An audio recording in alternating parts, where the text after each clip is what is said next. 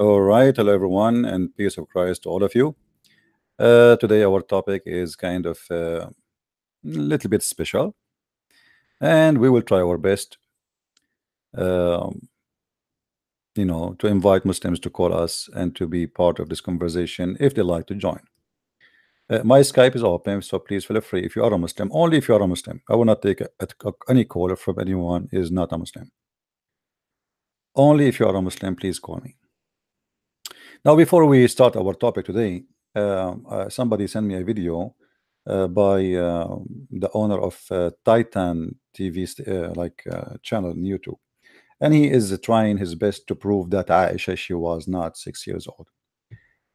You know that this guy, he's a nice guy. I don't blame him for what I don't know why he's doing that, but you see, he is reading a Muslim article, and he is convinced that this article is saying the truth, that everyone who narrated that Aisha she was at the age of 6 was a liar, and the chain of narration is not there. You see, we are reading from Sahih al-Bukhari, my friend. The book of Sahih al-Bukhari alone, just to be in the book of Sahih al-Bukhari, you have to have Sahih chain. Sahih al-Bukhari, Sahih Muslim, Sahih potato, Sahih tomato. So we call them Sahih, but they are not Sahih. So he don't know Arabic. He go read an article. The article, they say this is narrated by this guy, and this guy proven to be a liar. Okay, so Sahih al-Bukhari was an idiot, stupid. He did not notice that this guy is a liar. But Abdul, who came 1400 years after, he come with the conclusion that this guy is a liar. So I don't like kids talk. I have a challenge for the one who made this video, or any Muslim, to call me right now and to show me one scholar he agree with them that Aisha was not at the age of 6. Not an article written by Abdul. Even the Muslim website, they have article refuting those who claim that Aisha was 18, confirming that she was 6 years old, which means Muslim scholars in these days, they fight and they accuse the one who says so, which means Aisha she is not 6, is a liar. So look like the Muslims work for me. And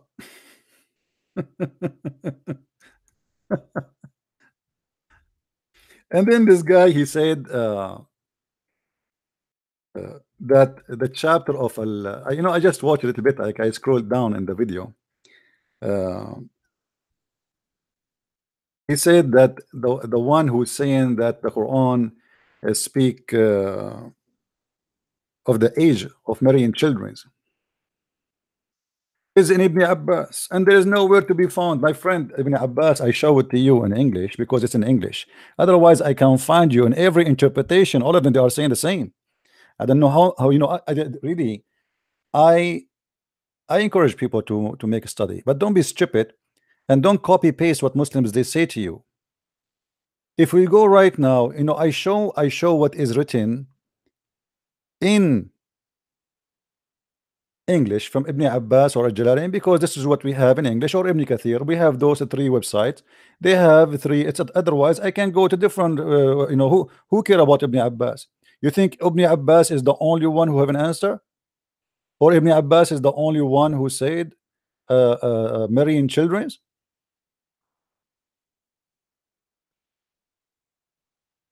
That's a lie. That's a lie.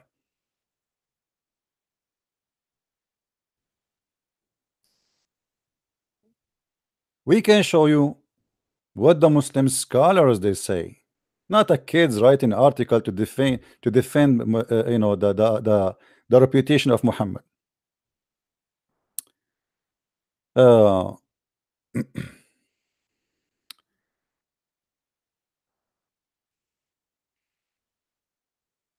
this is fatwa in front of me. Islamweb.net. Fatwa number 111903. A guy is saying that some people they say that Aisha she was 18.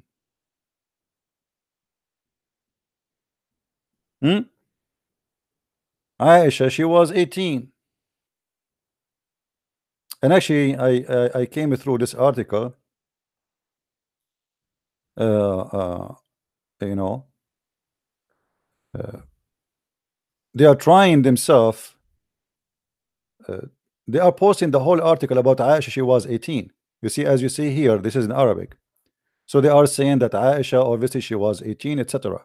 Here, the scholar answering. The guy is quoting the scholars, asking them for answer. Which one is the correct one? Is it 6 or it is 18? The answer is here. He says there is many.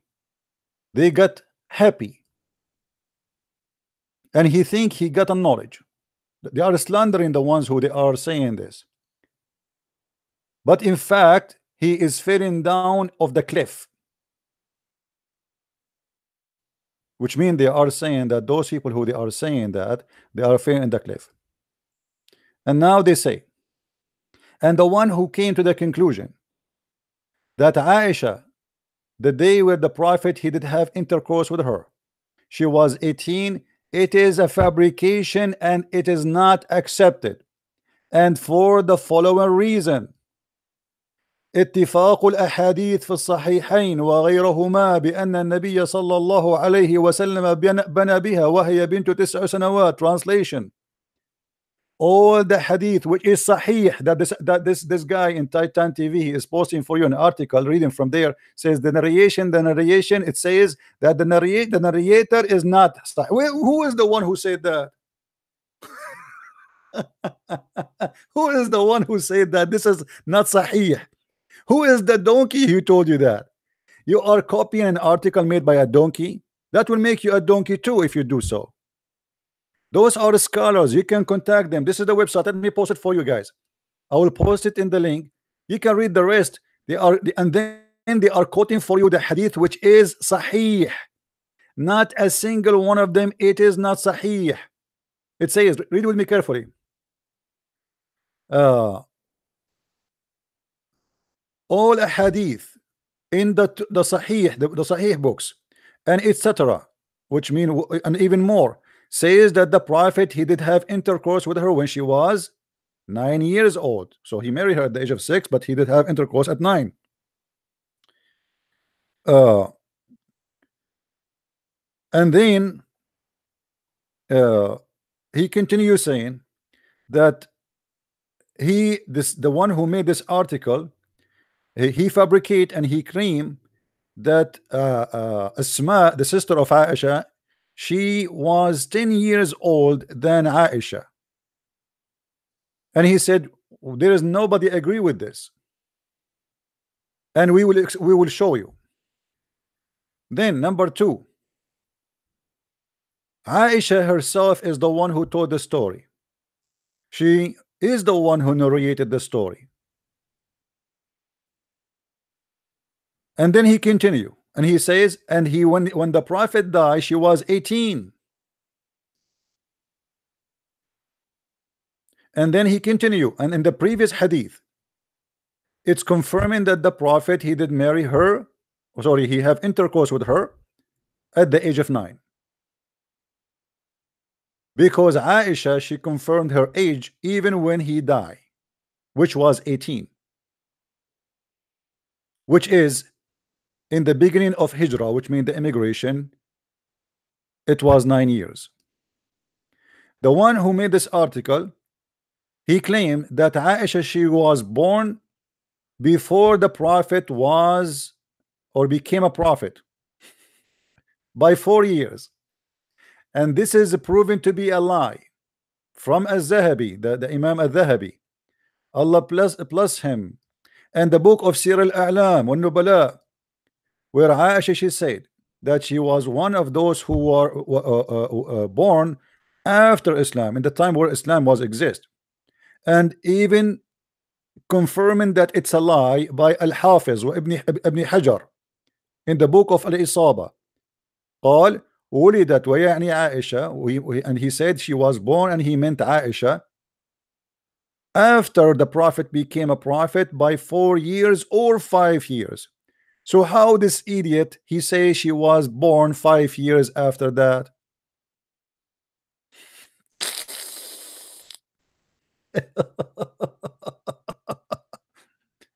And then here they quote for you from the book of the Sirah. Anyway, the article is long. I'm going to post the link for you. So this is the Muslim scholars website. Not even a single scholar he say that this is a fabricated hadith or it is da'if. As you see, this is Sahih al-Bukhari. Do you see anywhere it says da'if? Anybody see the word da'if there? Because even remember, by the way, even the da'if is still accepted. It does not flunk. The donkeys who keep saying that da'if is not accepted, they are donkeys.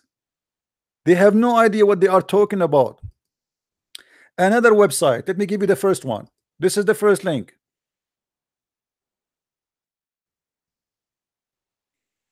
This is the website. Please copy it and open it and confirm yourself if I am reading for you a lie. Now another another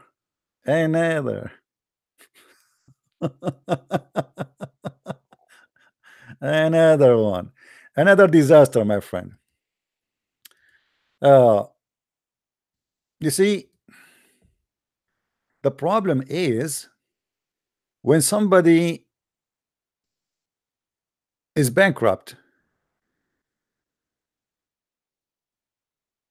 bankruptcy law is what is going to save him. So they try to fabricate, saying that it does not say that, brother. This is a fabricated hadith. Brother, this is not a true brother. Who is the one who said that?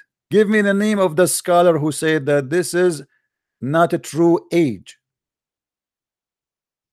Where do you get this from? There's no answer. Let me see. All right. This is another website. The website is, let me show you.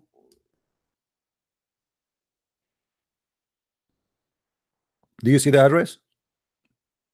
This is a very, very Islamic website, not my website. All right. You know what? Let me see if I can translate, if I can use a Google translation. Maybe we can read together. Better just me reading for you.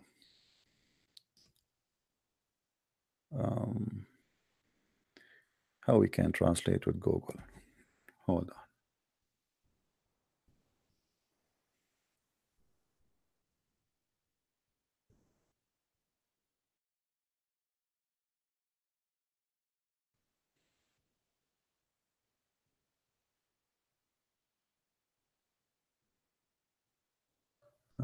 Translate. Page translation.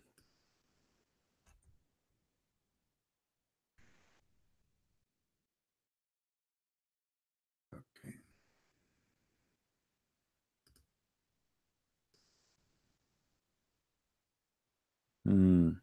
Anyone knows how to open a translation? You see, I'm posting the link here. It's not coming right. I mean, it's not how to activate the translation in Google. I'm trying to find out how we can do that. Okay, translate to English. Here we go. I found it. Let us see. Bingo. Respond to the marriage of a prophet, the prophet, peace upon him, Aisha, and her age 18 years. For sure the translation will not be accurate. All right. So the question, I read in a newspaper article entitled "The Young Journalist Correct Imam Flags Thousands of Mistakes." The article summarized the following point: the case of the prophet, peace upon him, married to the mother of the believers, which means Aisha, at the age of 6. So this is the claim. All right. And then they are saying that she was, when she married to him, she was 18. Answer: praise be to Allah. Firstly, the Sahih hadith that the prophet, peace upon him, held Aisha, may Allah pleased with her, when she was 6 years old, entered for 9 years old, brother. This is Sahih hadith. Do you see, guys, where they say here, this is the scholars. So this guy who do not know Arabic, who was Obviously he is under the influence of some Abdul, who is trying to say to us that those who reported this, not even a single scholar agree with them.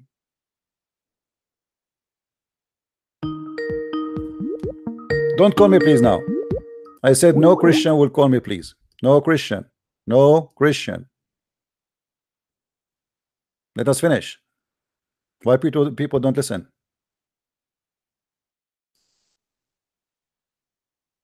And they are reporting for you the hadith after hadith, and not even a single one of them is a weak. This is why they are quoting the hadith, because it's not weak. It's not rejected.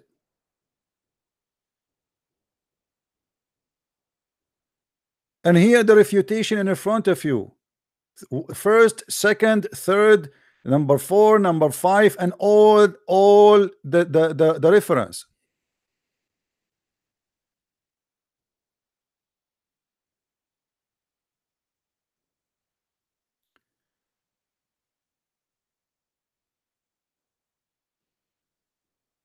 So when they try to make a fabrication and it doesn't work, they just expose themselves.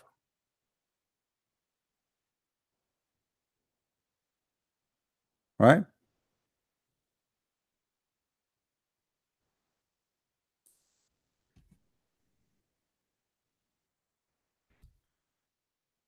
Why the Muslims scholars don't agree with those who say she was 18? I mean, why is going to hurt them to say no, she was 6 years old? You know what I mean? Okay, if it's 6 years, if she was 18, they will agree. If there is any proof. So claiming that the hadith is not accurate, it is fabricated, this is a joke. We are talking about Sahih al-Bukhari, Sahih Muslim. All the books of Sahih are 6, by the way, not only Sahih al-Bukhari and Sahih Muslim. And as you see, not a single one of those it says that it is weak. Al-Bukhari, Al-Bukhari, Al-Bukhari.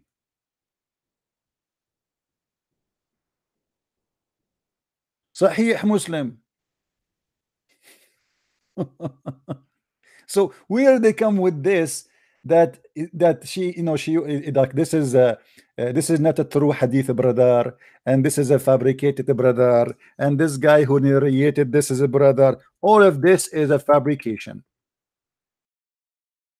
and I do not need to prove it. Here we go. I showed you what the Muslims themselves responding to those lies.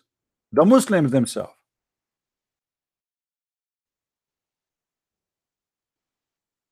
Because the Muslims today, and I'm talking about general Muslims who have a little more morality left, trying to make Islam appeal. They are trying to be smarter than the Muslim scholars. So they say, if we say to the people that the Prophet, he did marry her at this age, oh, obviously he's a pedophile. But as you see, there's nowhere it says that this hadith is rejected. This is Sahih Bukhari, not even a single comment. All the real scholars agree that this is the correct age. Not even a single scholar say it is not. You cannot find one.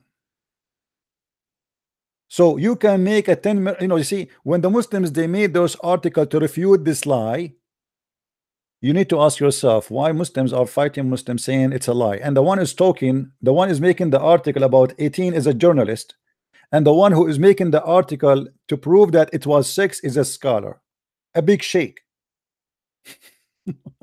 A journalist. Like today somebody sent me a video of a guy. I'm not going to say his name, he's not even worth it.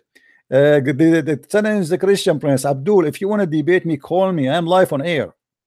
Don't you see, even I'm not asking Christians to call so I can give a chance to a Muslim to call us. Stop talking to yourself and call me. You want to debate me? What are you waiting for?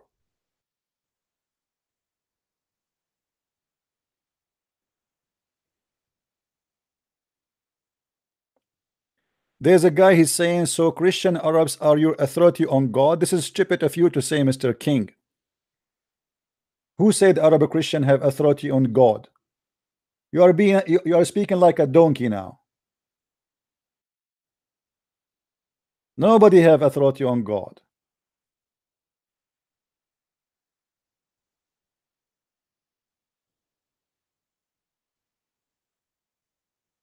Call me and show me how you can prove yourself.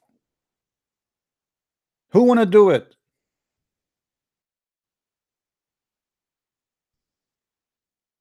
Who wanna do it? Who have the courage to do it? Does it say here Sahih? Does it say here Sahih, brother? The Muslim, they Sahih. In their website, they say the hadith is Sahih, but it is not Sahih, brother. This is not Sahih, brother, but it says they're Sahih. So what we will do now? Who is the one who told you that this narration is not accepted? Abdul, who made an article?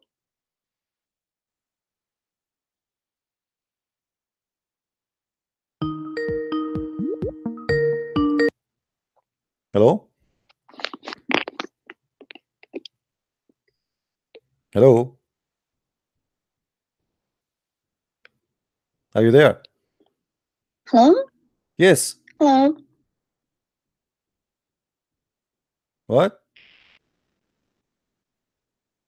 Hello? I hear you. Go ahead. I don't hear you well. I don't know why. It's all right. No It's the problems. reason. Maybe you have a slow connection. So what? How I can help you? Now I hear you. Thank you so much. Could you please? I want to ask you about.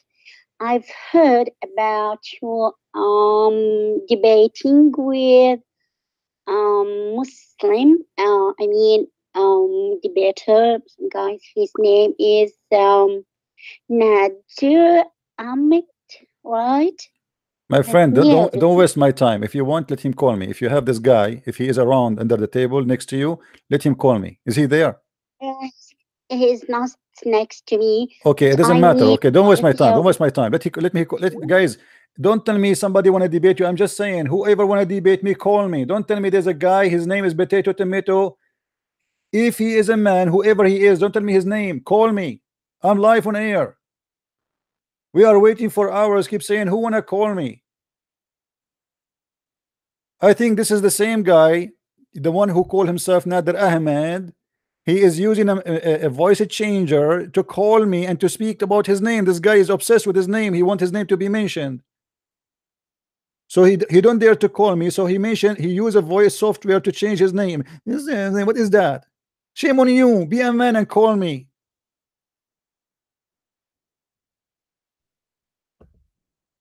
As you see, Islamic website saying that this is a Sahih hadith.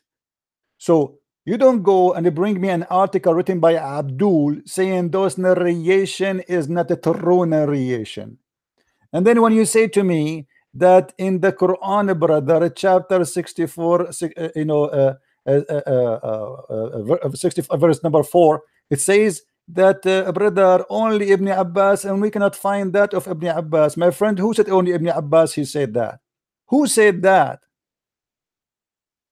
Who is the stupid? He said to you that this is only in Ibn Abbas. We can find this in every interpretation.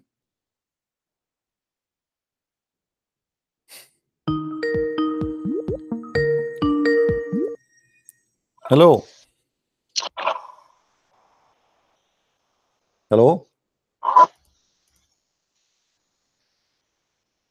Are you there?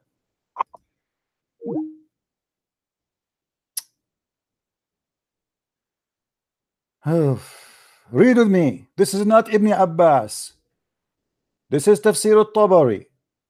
Tafsir al-Tabari, variant number 23. Page number. Let us go down. Let us go down. Let us go down. Let us see. All right. Let us see what it says. واللائي لم يحضن يقول وكذلك عدد اللائي لم يحضن من الجوار الصغار from the young little girls if they are divorced after they have intercourse. This is not Ibn Abbas. This is Tafsir al-Tabari.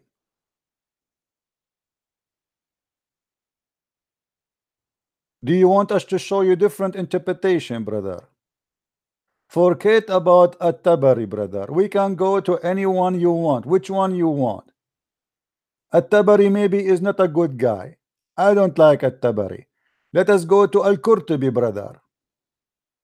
تفسير القرطبي الجامع لأحكام القرآن, volume number 18, and the page number in front of you. You can read in the screen. All right. Let us go down. Let us see what Al-Jalalain, Al-Qurtubi, sorry, he will say, brother. All right. Let us go down.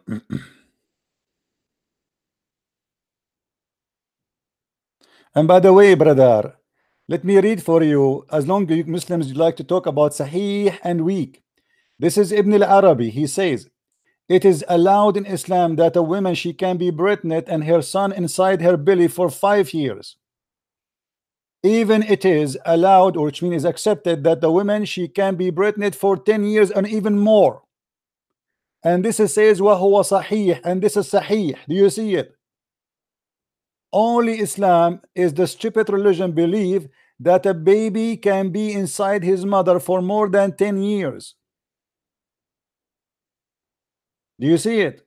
Let us continue, brother.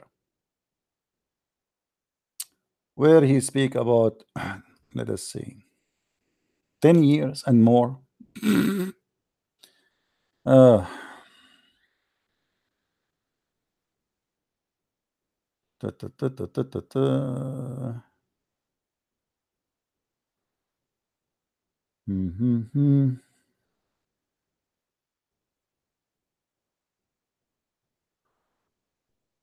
Actually here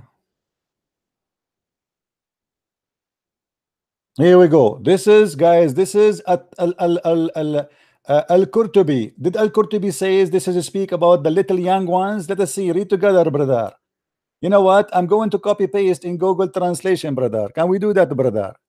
Huh? You go by article, brother. Let me show you how article work, brother. This is Al-Qurtubi in the front of us, page number 152. 152. I will copy.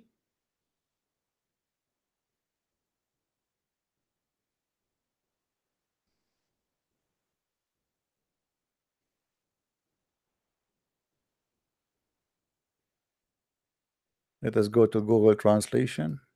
Where is Google Translation?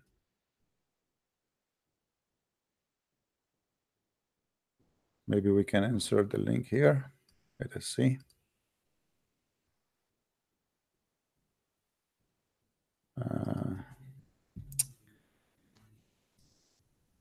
Google Translation. Let's do this. Hold on. I mean, I'm trying to translate for you guys what I can do.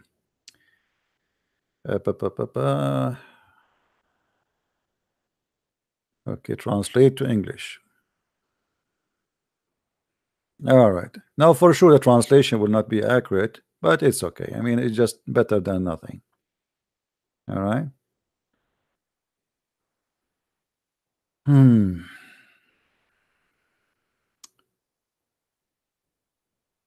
Explanation of Al-Qurtubi.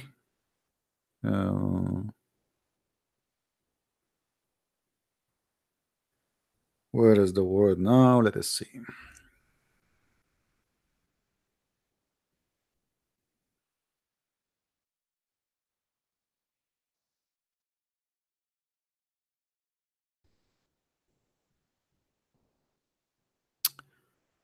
I'm trying to find where is the English now. Here we go. From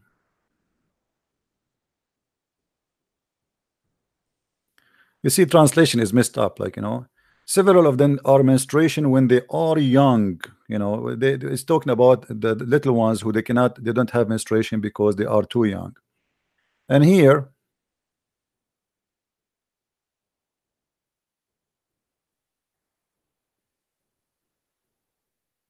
talking about that those women like the the NASA, the translation is messed up. So in Al-Qurtubi, in all interpretation, it's mentioned that they are those who they are young, very young. So who is the one who told you that this is only in Ibn Abbas? Then he said Ibn Kathir. Let us go to Ibn Kathir. Ibn Kathir, do he say Ibn Kathir that they are young? Let us see Ibn Kathir. Ah, oh boy. Ibn Kathir. Where is Ibn Kathir?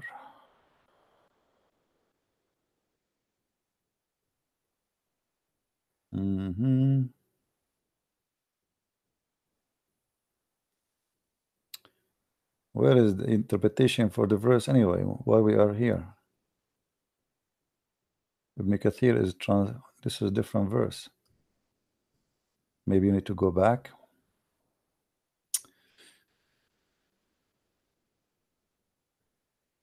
Yeah, this is a different verse. I don't know why it's taking me to this. I click just a link and it's taking me here. This is not for the verse we want. Let us see.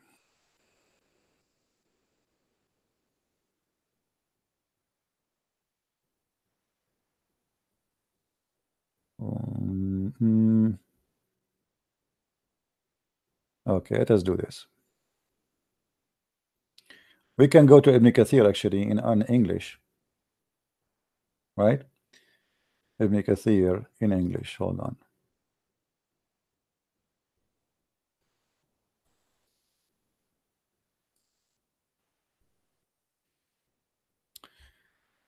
It's funny when somebody try to claim knowledge, you don't even speak the language, and you are reading an article made by Abdul, and you think that they are telling the truth. And even the Muslims themselves, they are getting them busted. Muslims getting Muslim busted, and the one who is getting the Muslims Abdul busted is the scholars, not an idiot who do not know what he's talking about. This is Ibn Kathir. Okay, guys, does it say here the same for the young? Does it say that? Ibn Kathir.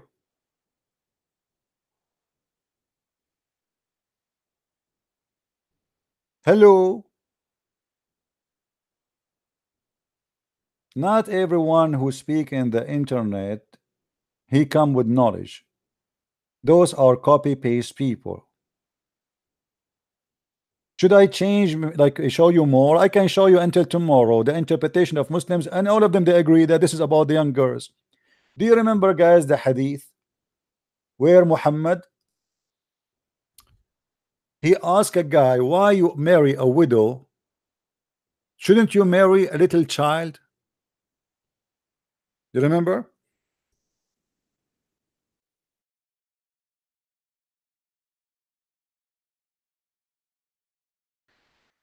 Is that sahih or da'if? We need to go and ask Titan TV. Funny guy. A guy, he said, I married a woman. Okay, the translation here, by the way, they don't translate to you the word young little girl. If we go to different translation, just to show you the same hadith, the same story. Look here, the same story. How come here the word marry young girl? So you play with her. How young she is going to sport with you? She is a kid. What do you mean you want to sport with her? Play with her? When I get married, Allah Messenger said to me, what type of lady you are married? I replied, I have married a matron. He said, why you don't have liking for a virgin and for fondling them? What the heck? Fondling them? This is a prophet of God talking? Jabir said, oh Allah Messenger, why don't you marry a young girl so that you may play with her? My friend, people when they get married from a woman, they don't play with her, but she is a woman, she is not a kid. Who is the wife you want to play with her? How old is she, the wife you are going to play with her? if there is any lady here, she want to marry me so we can play together. Huh? We are going to play together, bride and groom. Hello? Any girl here? Any Muhammadan he can call, no problem. Please, if you are a Muhammadan, but don't use voice changer like this guy Nader Ahmad, the coward. He is using a voice changer just to mention his name. Here we go. We mention your name. This guy is obsessed with his name. He like to mention his name. He want to make himself like important, but he don't dare to call me. Who is the Abdul wanna call me? If there is any Muslim, she wanna call me and play with me.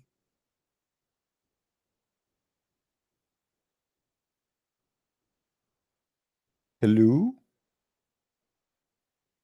And here you notice how evil this man. I mean, the guy is happily married and he is married for a real woman. Why? What is the business of Muhammad to seduce him and tempt him to go and marry another woman who is a child or a wife? What's your business? Imagine you are married and I come to you and I say, hey, listen, why you don't marry a little young one? Don't you think this is the devil himself? What's your business? Obviously, he is trying to make this man hate the wife he have and look for another little girl.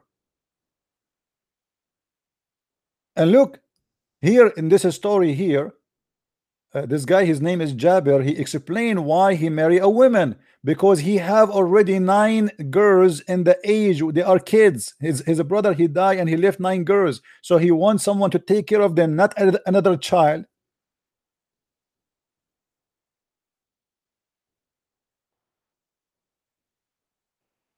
A brother sister, one of the companion brother, his name is Jabir, and Jabir, he was taking his camel, and the prophet, he come from behind him and tickle him, tickle him, and he said to Jabir, Jabir, why you are rushing yourself and going so quickly?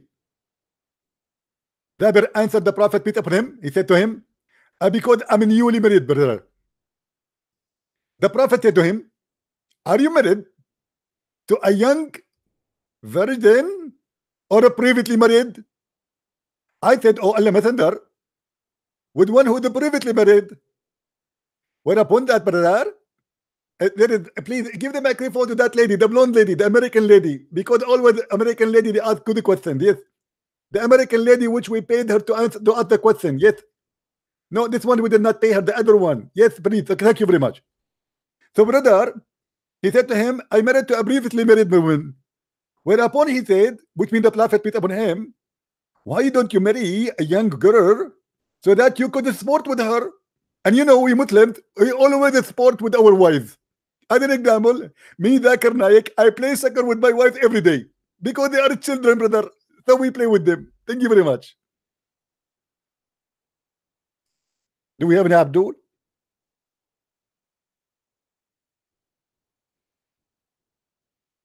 Hello?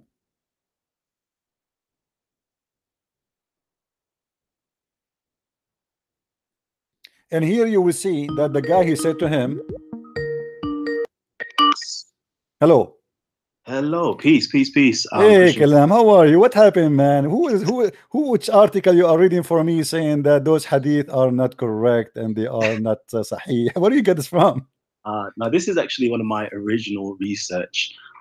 You know, I've heard this topic been mentioned. I've seen loads of great Christian apologetics, you know, go ham and hard at this. And I said, okay, let me actually do my research, because I'm a person, I'm not, you know, Muslim, I'm not Christian. I know, but let us go, let us cut the cake. Where you got your reference that those hadith are not sahih? Okay, so I utilized the science of hadith. So if my friend, don't give me the direct answer.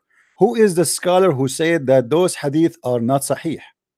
Okay, so I myself done the research myself. No, you see, you yourself, you are a scholar. I'm asking you, my friend, who is the scholar who said that those hadith are not sahih? Okay, let me finish. Okay, so I myself done the research, and my conclusion, my own personal My research. friend, you are not answering. I don't care for your conclusion. With my respect to you, I want the scholar, the Muslim scholar, who said that those hadith are not sahih. Okay, so the first person that actually makes mention of this is Imam Malik. Imam Malik says Imam, that show me the hadith. It says that Imam Malik said that Aisha was not 6 years old. He does not make mention of that. He says that the narrations coming from Hisham ibn Urwa. My friend, who care about Hisham ibn Urwa? We have many narration. The narration is not coming from Hisham ibn Urwa anyway. The narration is coming from Aisha. Who said, what is Hisham ibn Urwa in the hadith?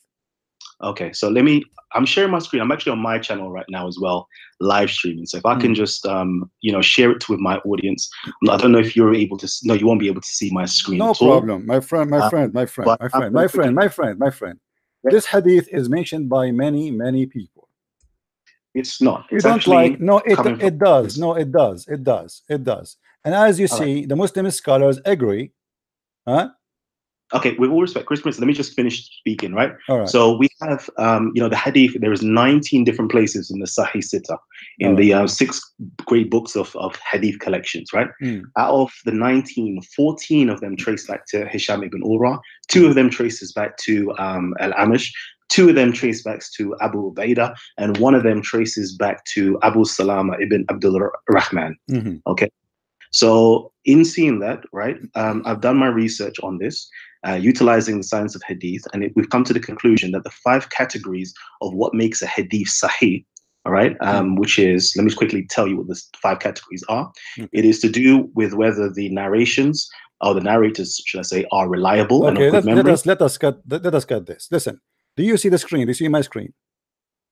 I don't at present. Give me a second. Let me go onto your channel and have a look. Christian Prince. Here we go. Okay. Does it say Sahih?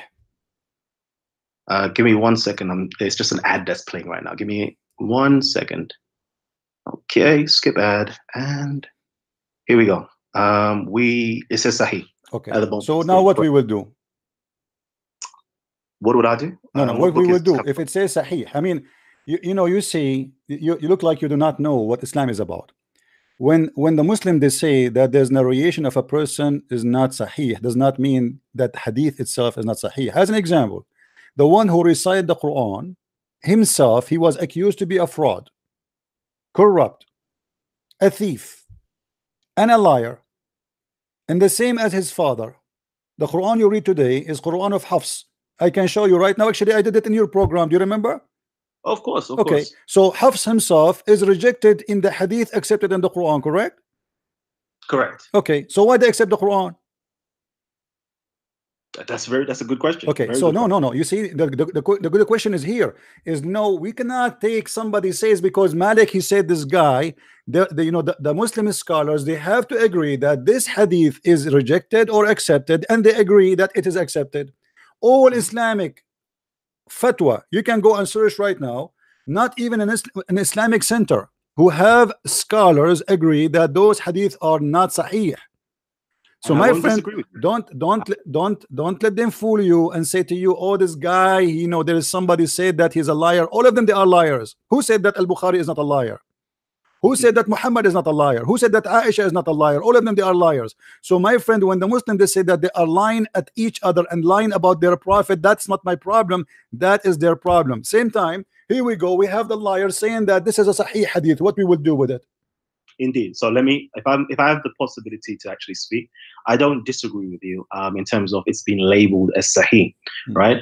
But the problem is that a lot of people are under the false conceptualization that everything inside of Sahih Bukhari or Sahih Muslim is actually sahih, and that's usually just the laymen. They actually have that opinion, but the actual scholars, and I'm reading from a book now called the let me just quickly get it. So it's called the Textbook of Hadith Studies on page 38. It says in there, thus it is noted that of the total of 430 or so of Al-Bukhari's transmitters, only about 80 have been questioned or labeled as weak, whereas of the total of 620 narrators of Muslim, the critiques have raised questions over 100. Okay, my friend, let us get it short. Let's get it short. Hold on. Show me the scholar who say that this hadith is specifically in Sahih al-Bukhari is not accepted.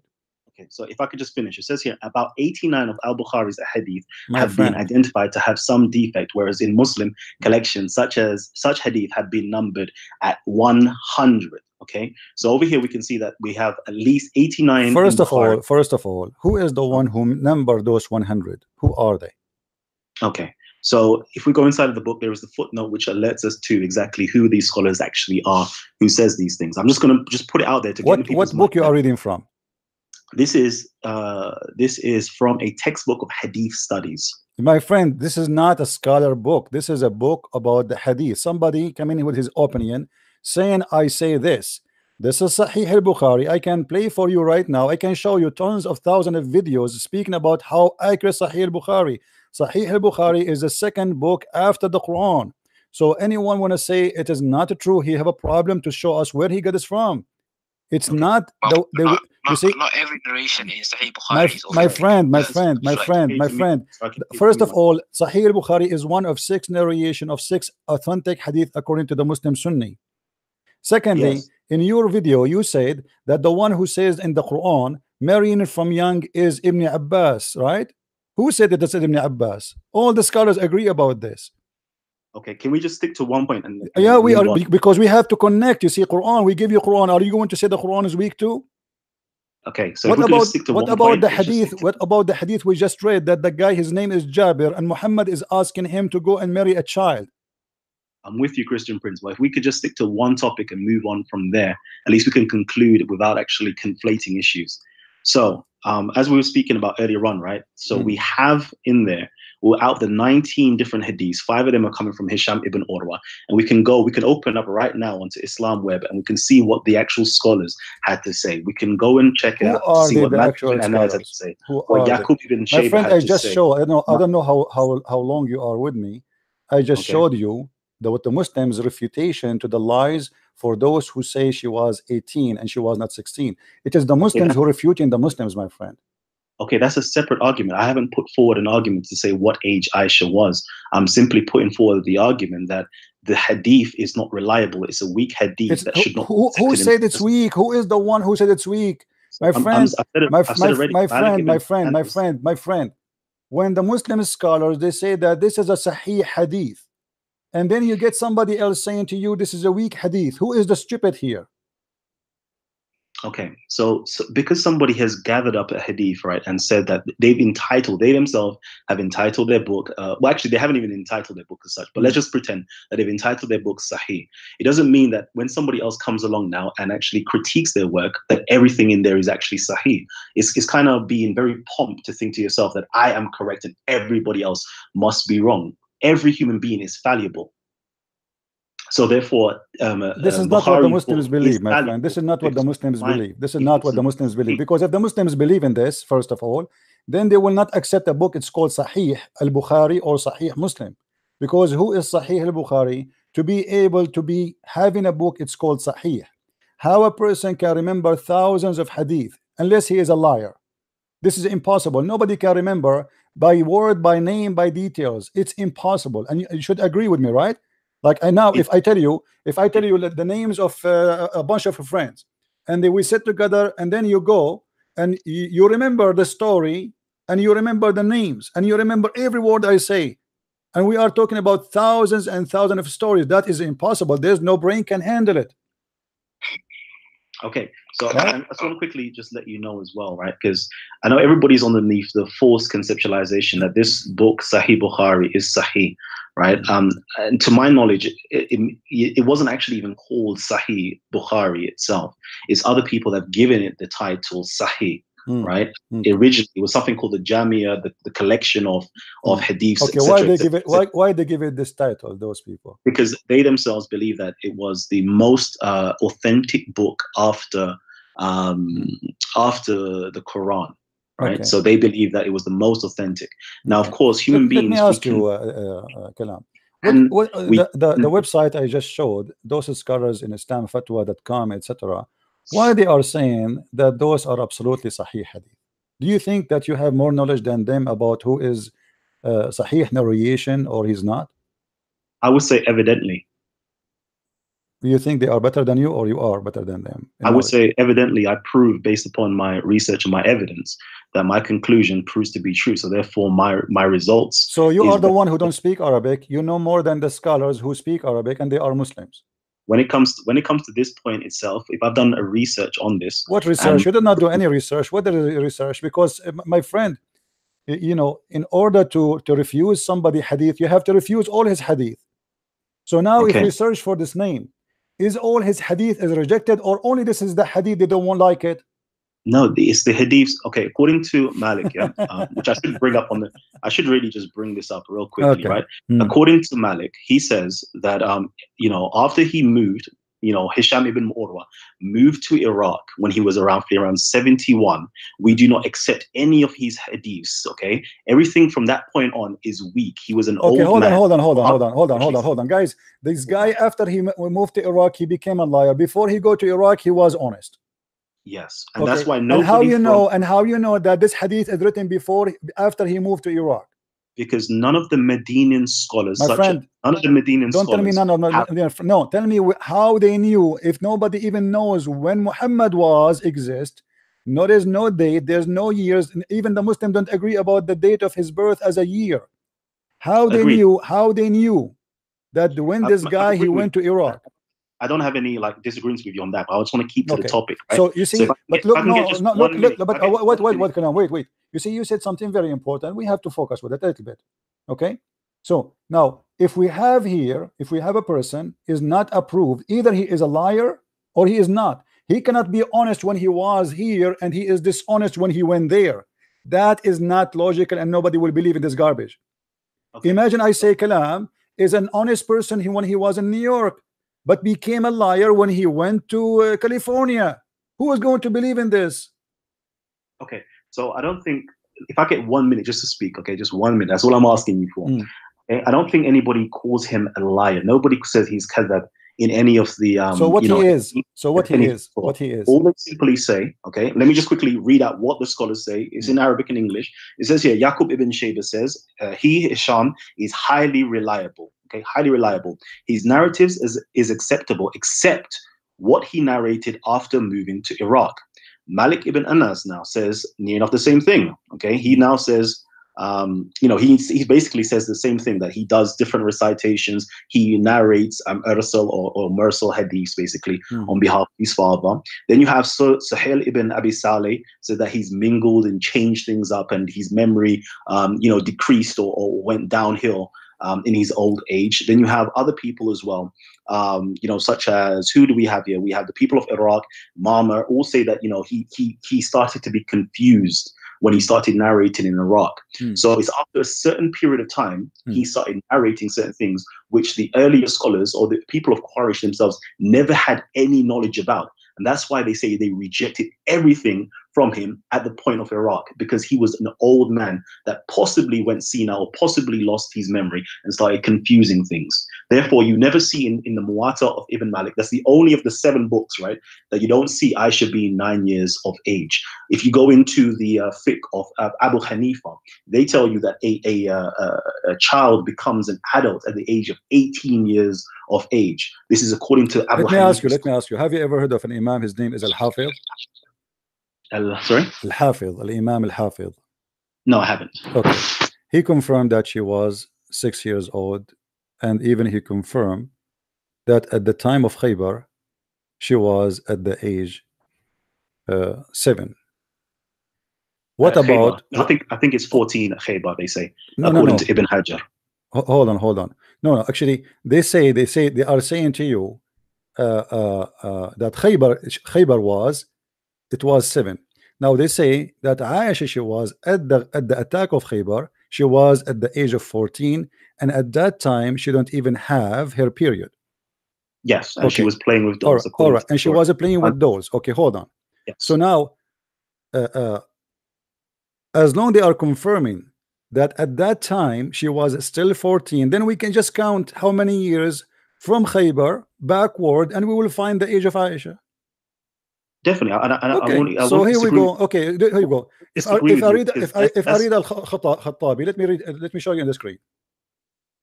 Here we go.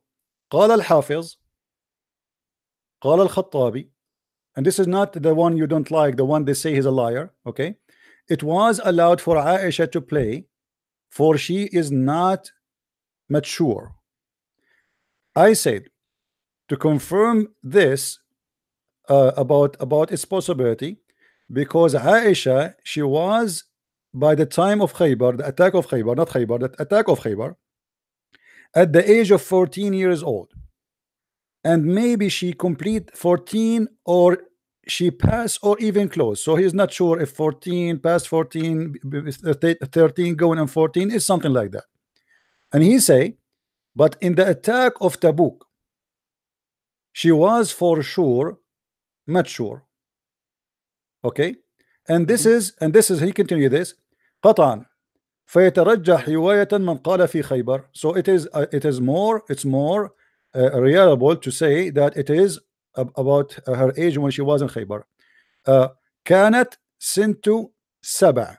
Okay, so he's saying Khaybar was in the year of 7.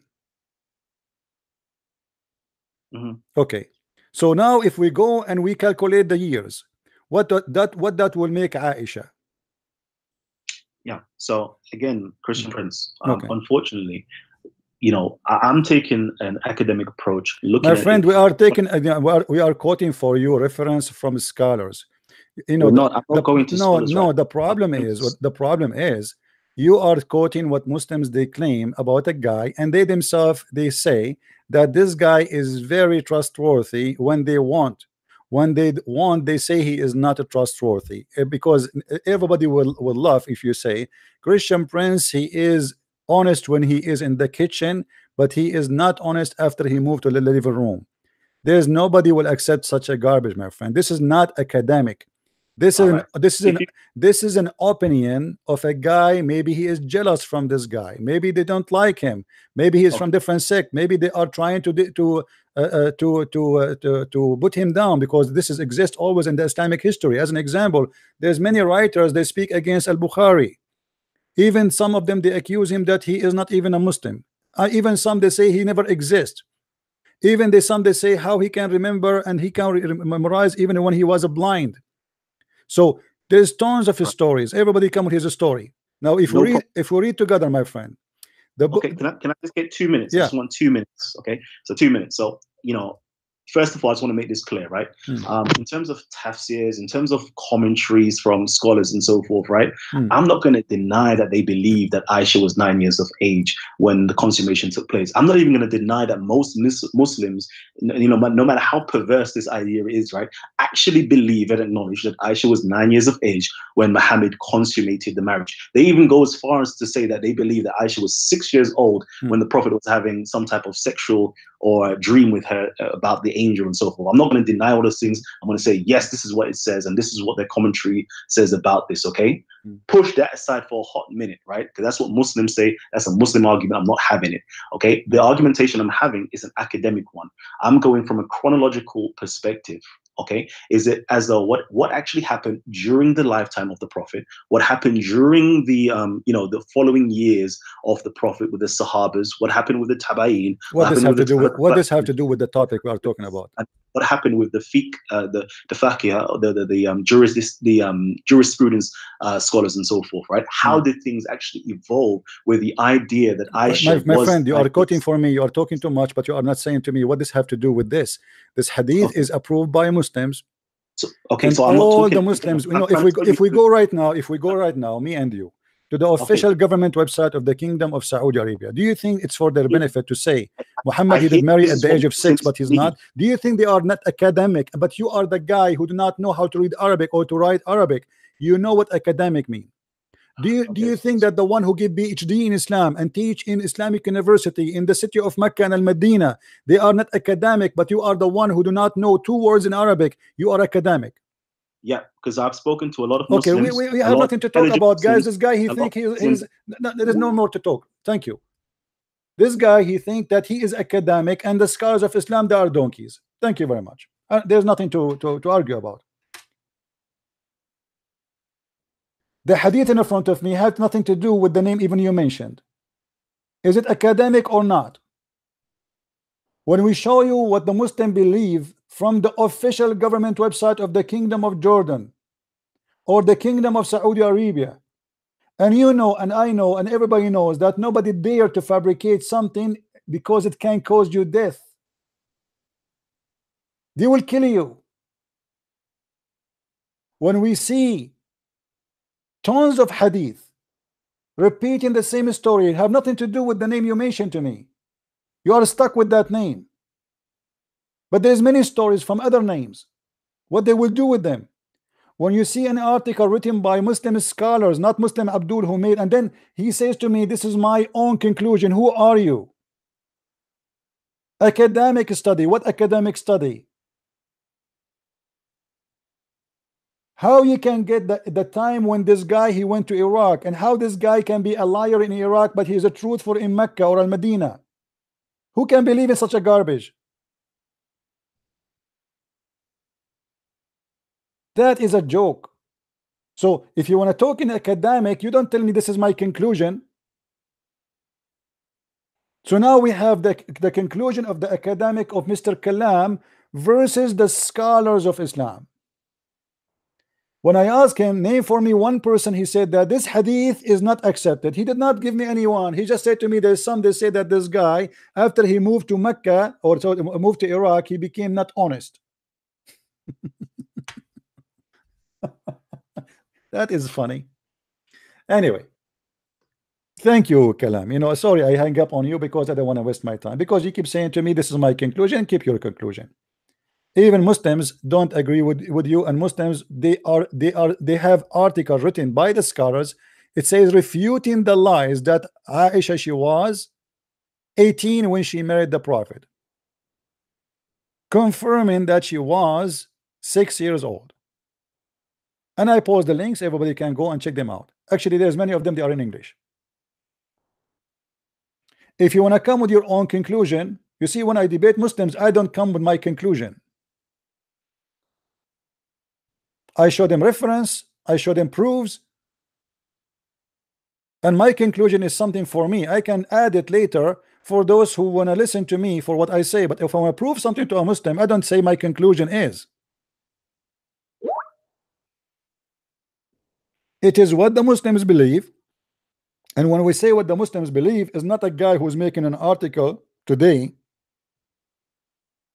You see, for 1400 years, not even a single Muslim he dared to say that this hadith or those stories are not true.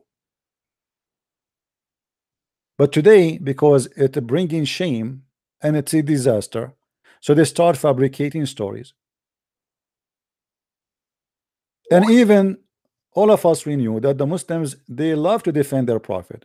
Like this website we are reading from, where it's confirming that Aisha, she was 6 for sure. They are not people who hate Muhammad. They will kill you for the sake of Muhammad. But yet they are confirming that this is a true story. Nobody says, none of those scholars says, oh, we are not going to take this guy Arwa, or we will not take Az-Zahabi, or we will not take this guy and this guy. They never mention that, for they approve his hadith.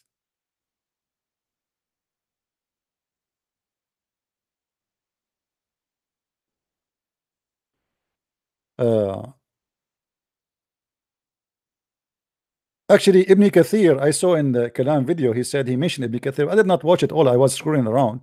He said we will go to Ibn Kathir. Even Ibn Kathir. Ibn Kathir, he says, تزوجها وهي ابنة 6 سنين وبنى بها وهي ابنة 9. And he said, and this is confirmed by the Sahih. Why Ibn Kathir did not notice that this is a weak hadith? And not only that, he said, which is not, nobody disagree about it.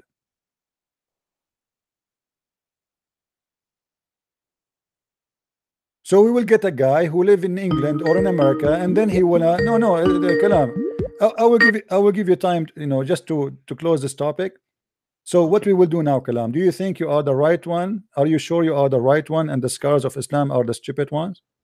I would say that my sources speak for themselves. Well, you have no sources, my friend. You could not find me one hadith, one person saying that this hadith is fabricated. Okay, I'm saying that the person himself, right, who narrates my friend, the hadith. No, don't tell me that. Show me one scholar say that this hadith is fabricated. Can okay. you? If I show you Ibn Kathir says that this hadith is mursal, which therefore makes it weak. My friend, I have Ibn Kathir in front of me. Okay, so if he says that, would you accept it? Okay, show me what Ibn Kathir he said. Let us read together. Give me a second. I will have to just find it first, and then I'll come back. Just give me a minute. Okay. All right.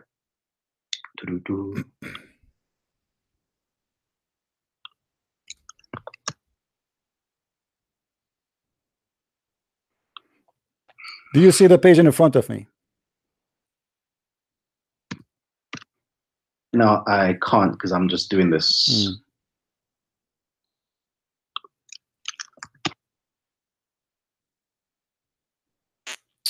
Okay.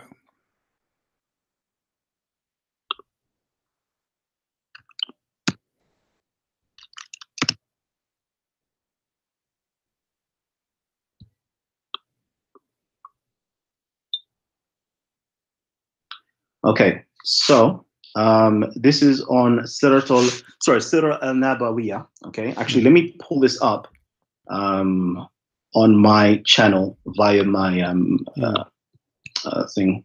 Actually, no, all right, let me just quickly show it. Okay, so it says here, what Urwa is stated here is mursal, incomplete, as we mentioned above, but in its content, it must be judged as mutasil, uninterrupted. This is because Urwa, the narrator, is transmitting a conversation to which he was not a party to, as is clear from the text. Also, he was too young to have witnessed this meeting, and this is in reference to the meeting of Aisha and their marriage and so forth. Okay, this is what Ibn Kathir says in his. My friend, Ibn Kathir in the book of Al-Bidayah wa Nihaya, verse number 3, page number 161. It says the opposite. Okay, well then he could be contradicting himself. I'm gonna for my audience. No, I did not see, confirm what you are saying there. You see, because Ibn Kathir he report an opinion of others, but this is his opinion. You see, when Ibn Kathir he report for you something, so Ibn Kathir sometimes he say, and some they say etc. etc. So he's reporting opinion of others. But here you will see, and this is not my statement. I'm not the one. I'm showing the screen. I'm not the one even who wrote this article. This is the website. Here we go. Let me go up. Al-Islam سؤال وجواب. المشرف العام الشيخ محمد صالح المنجد. This is a big sheikh in Saudi Arabia. Is very well known. All right, and this is Islam Ka fatwa .info.com. .info. All right, you see the website. All right, so he is the one who's quoting. I'm not the one who's quoting. So I'm just showing you what they say. So my friend, you are just confusing yourself about something is not exist. And those scholars, there is no way they will spend their time, and no, they will not even dare to mention what they are mentioning if it is not accepted, because they will be humiliated. And look here what he says.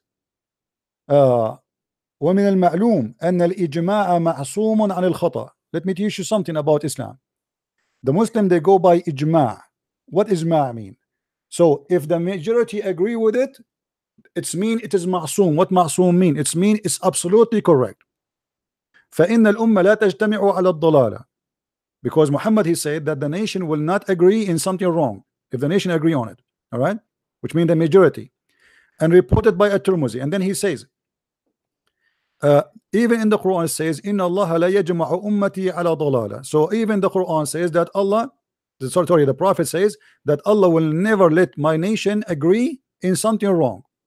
وصححه الألباني وصحيح الجامع. So this guy is confirming to you there is no way that all of us, the majority, agree with this, because that will be a total contradiction with the teaching of the Prophet, where he says that Allah will not allow a deception to fail in my nation if the majority agree on something. So here he continues saying, كاتب المقال المذكور أوقعه جهله وتعصبه لقوله الباطل في كثير من الكذب والتدليس. Let me translate for you.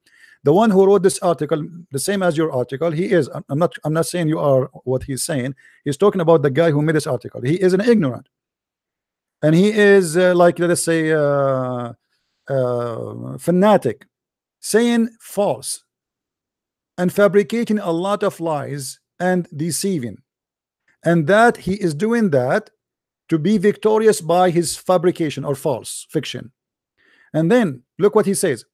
فمن ذلك مثلا ما ذكره عن ابن كثير في البداية والنهاية. Look, he's just showing to you that some people, they fabricate even about Ibn Kathir. He says that he mentioned a lie about Ibn Kathir. It's mentioned in the book of Al-Bidayah and Nihaya about women who before they became Muslims, and he mentioned Asma, the daughter of Abu Bakr, and Aisha وهي صغيرة فكان إسلام هؤلاء في 3 سنين. So they are saying that the fabricated stories from Ibn Kathir is not even there. And he said, and we could not find this in the book of Al-Bidayah and Nihaya in the book of Ibn Kathir. We could not find it. So Muslims, they always do that. Okay, so if I can get a chance to speak, and look, right now, look, hold on. Do you remember we said, me and you, that the hadith about when Aisha, she was at the age of 14, that she did not reach yet the age of menstruation? Yep, I'm with you. All right. Here he says, and it's confirmed by the majority, that Aisha was born 4 years after the Prophet became a prophet.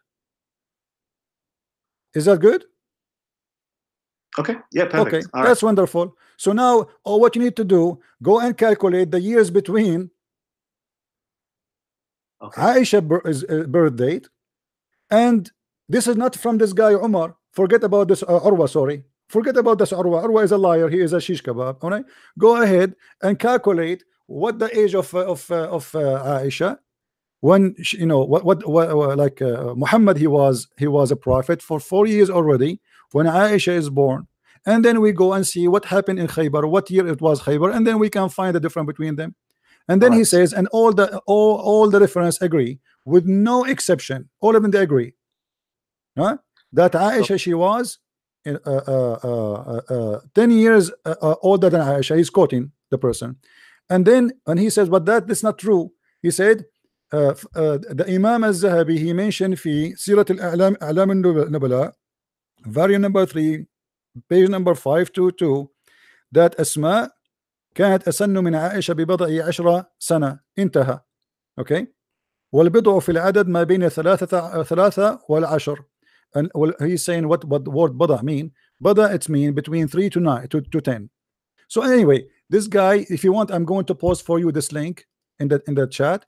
Go study it, search it, and see why those Muslim scholars, they are saying and confirming that Aisha age was like this. And then you need to, check yourself and see. I mean, obviously, I can tell you that the only reason why they're saying that is because they've accepted the hadiths from Hisham ibn Urwa. My friend. No. You see, you are stuck with it. This is your problem. You see, we are quoting things have nothing to do with the Urwa. We are talking about when Aisha is born, when Khaybar happened. Those are not from Urwa. All right, can I just speak, right? The reason, the way that they're able to do these calculations is based upon the hadith of Hisham ibn Urwa. If there was no hadith saying that she was 9 years old, can you show me how these scholars would have made that calculation? It's impossible. My friend, there's no connection between them, because each one of them, he report what a different incident. And as an example, they are not talking about when he married her. They are talking about that she was at that age when she still yet don't have her period. And they mention an incident which is a war with Khaybar. That's it.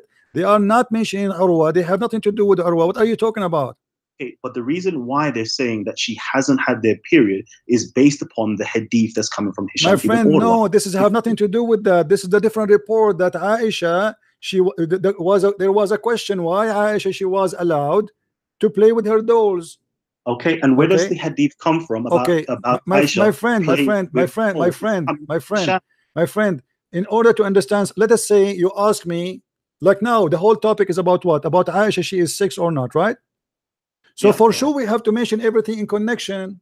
This is one religion, one name, one woman. So whatever in connection, we have to come with the conclusion. And how we can get that? We have to go and search all the books in the shelves. So we cannot say because of Urwa, he mentioned that. Now we are talking about this. But that's the only. This is not an excuse. Same time, my friend. Same time, you said from anybody else. My friend, Kalam. Go ahead. You said that they are. You said because those scholars, they agree with the hadith of Urwa, correct? Correct. Okay, why they agree with him? Because it's written within inside of Sahih Bukhari. My friend, no. Don't you know that those scholars of Islam, who they are big sheikhs, they are under a lot of watch from Muslims, which means if they say something false, they will lose their reputation and maybe they might get killed. Don't you know 100%, that? 100%. You know how dangerous this business is, right? Yes. Okay. So why they want to defend the hadith when they should not defend it? Because this is the nastiness that they're doing in their countries, such as Yemen. They're actually having sex with these 9, 10, 11-year-old this is not the reason. This is not the reason. This is not the reason. You see, you are, you know, I'm talking to you. You are a mature man. Actually, I like you. I respect you too. But let me talk to you, Kalam, in a different way. You know, this is not a reason to make a conclusion. This is religion. This is not my opinion. This guy is not going to go and get married from 6-year-old girl. And this is why he is making things up, because if this is the case, the Muslims still will kill him. He have to come with reasoning. As you see, this is why he is not just saying, okay, it is how it is, you like it, you don't like it, I believe this. No, he's quoting for you reference after reference after reference after reference, and all of this to prove to you a point.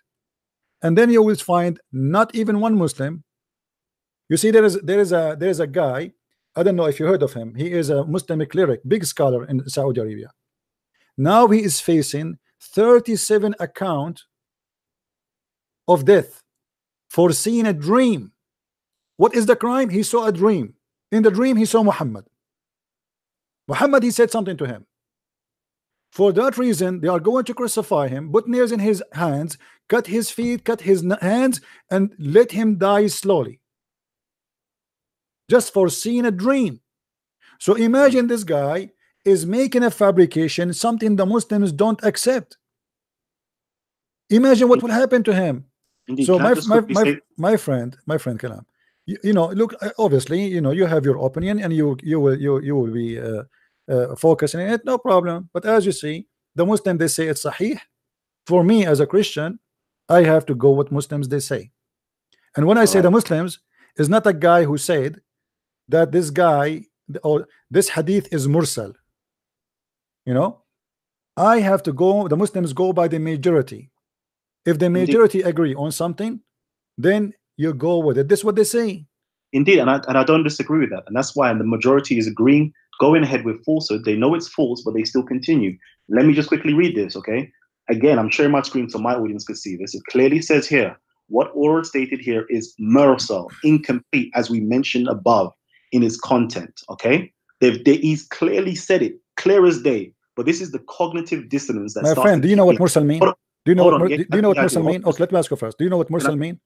I do. Let me just finish my point. And then no. What mursal mean? Tell me first. Let me finish my point, and I'll tell you. My friend, no. Tell me what mursal mean, because you are basing your argument in the word mursal. What mursal mean? I will do it as soon as I finish my argument. It's only going to take 10 seconds. Go ahead. So he basically said it's mursal. So he knows it's incomplete, but in its content, it must. My friend, who said to you that the word mursal mean incomplete? No, this is the translation here. I'm not saying that this is what it means. This is the translation. I'm asking you then, let me repeat then. You see, you keep saying, let me finish my point, but you do not, because you don't know what mursal, you are basing your judgment in the word mursal. What mursal mean? Christian Prince, if I could just finish my 10 seconds. My friend, why you don't tell me what mursal mean? Because I just want to finish my point first. No, tell me first what mursal, because this word I did not understand it. I want to learn from you what the word mursal mean. I know. Let me just finish my point. And no, tell me first. No, you know. I know you know. I don't know. I want to learn from you. Tell me what mursal mean. Oh gosh. Anyways, it says here, but must be judged as mutasir. My friend, you need to tell me what mursal mean. What mursal mean? Mursal just basically means that it's loose. It's unconnected. There's a break in the chain. Connected to who? Sorry. Connected to who? Connected to Muhammad. How that can be? I mean, how you can be connected to Muhammad? The hadith is not even mentioned from Muhammad. Exactly, but the hadiths literally are the narrations, what Muhammad said, the actions of Muhammad, and the things that he allowed or was permissible in front of him. My friend, this is a big fat lie. The hadith is not necessarily about Muhammad saying. It's about anyone from the companion. Listen, you do not know what are you talking about. Who said that the hadith is what come from Muhammad only? Any one of the companion, he says something is called hadith, and this is the wife of the Prophet reporting what happened to her. Yes, there is. Well, hadith is something that's connected to the Prophet in terms of his actions, the things that the companions That's narrate. false, my friend. That's false. That's false. Okay, The mursal, well, the mursal hadith is coming from somebody. He is considered a tabi'i. A tabi'i, which means a follower, which means somebody was not first-hand witness in the time of the story. As simple as that. So what your knowledge about mursal is not true. Mursal means a chain that is interrupted. Exactly. So let me quickly finish, right? So it is mursal, and I gave the definition of what mursal actually No, means. you didn't give me. You give me a wrong definition, my friend. You said it's not connected to Muhammad. It's not connected to Muhammad. The chain that's interrupted. The chain is interrupted. It's not complete. He's right. It's interrupted. And it's interrupted, exactly. So I've given you the definition. Who is the one who's talking there? I hear somebody talking. M-Stacks, I need you just to mute your mic out, right? So I've given you the definition. Yeah, look like there's somebody is telling you what to say to me. No problem. I said exactly the same thing. I could bring it up now. No, who is the guy who's talking? Why you don't let him talk to me? Because there's no need. There's no need. No, let him talk to me. I mean, obviously you are repeating what he's saying. I heard him saying exactly what you said. You are repeating exactly what he says. So you are not even talking for yourself. You claim that this is your conclusion. My friend, you claim that this is your conclusion, and now we find that you are not telling the truth. It's somebody telling you exactly what to say. Okay, M-Stacks, are you telling me what to say? Well, we heard him, and you repeat exactly. No, M-Stacks, can you unmute your mic real quickly? My friend, let him call me. I have no time for kids. Let him call me.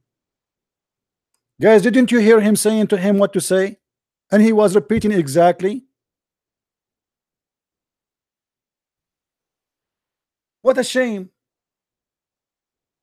This is my study, this is my conclusion, and he have a guy in the background, he's a Muslim, telling him what to say.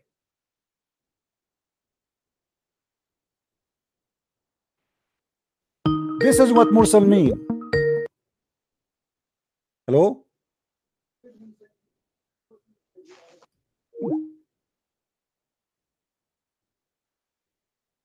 Call me, Muhammad, call me. How in the world you do this, Kalam? You know, I have respect for you, but now you lost my respect, honestly. You claim that you are the one who's talking to me, but the fact you are just being a kid, somebody is telling you what to say to me word by word.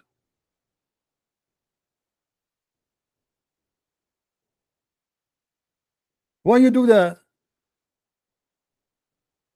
Why you don't be honest and say, I have a guy with me, can he join the conversation?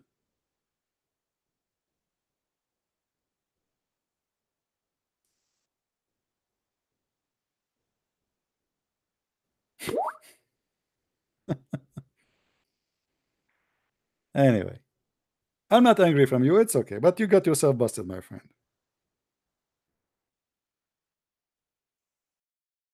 This hadith is mursal. This hadith is mursal, so even if it's a mursal, it is sahih. Even if somebody says to you it's a mursal, there's no proof that it's not sahih. Do people have a brain? And by the way, even the hadith which is called weak, not mursal, even that one is considered accepted. You can go right now. Let me find you the video in Google. Hold on, in YouTube. Give me a second. If we go right now and we search in YouTube,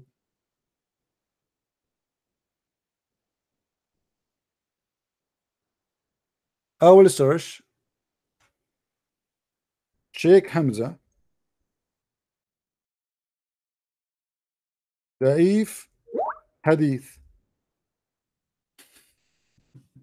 Here we go. All of you can go and watch this video. All of you. I'm not going to play it, so you will not say to me I'm playing copyright.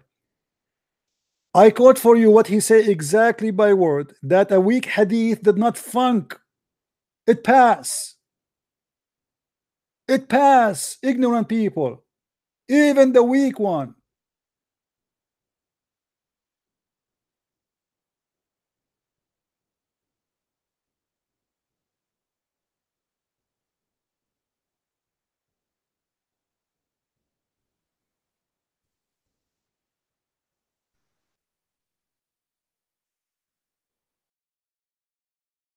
What we will do now?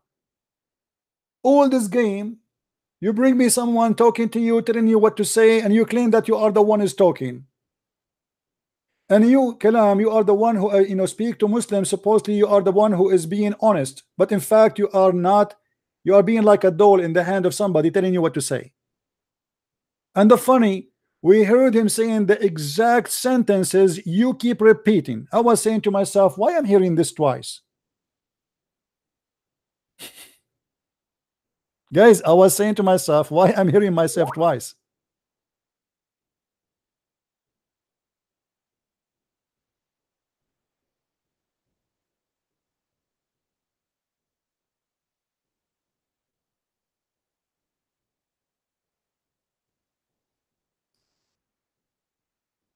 What's happening? I thought this is maybe an echo, but obviously it's different voice.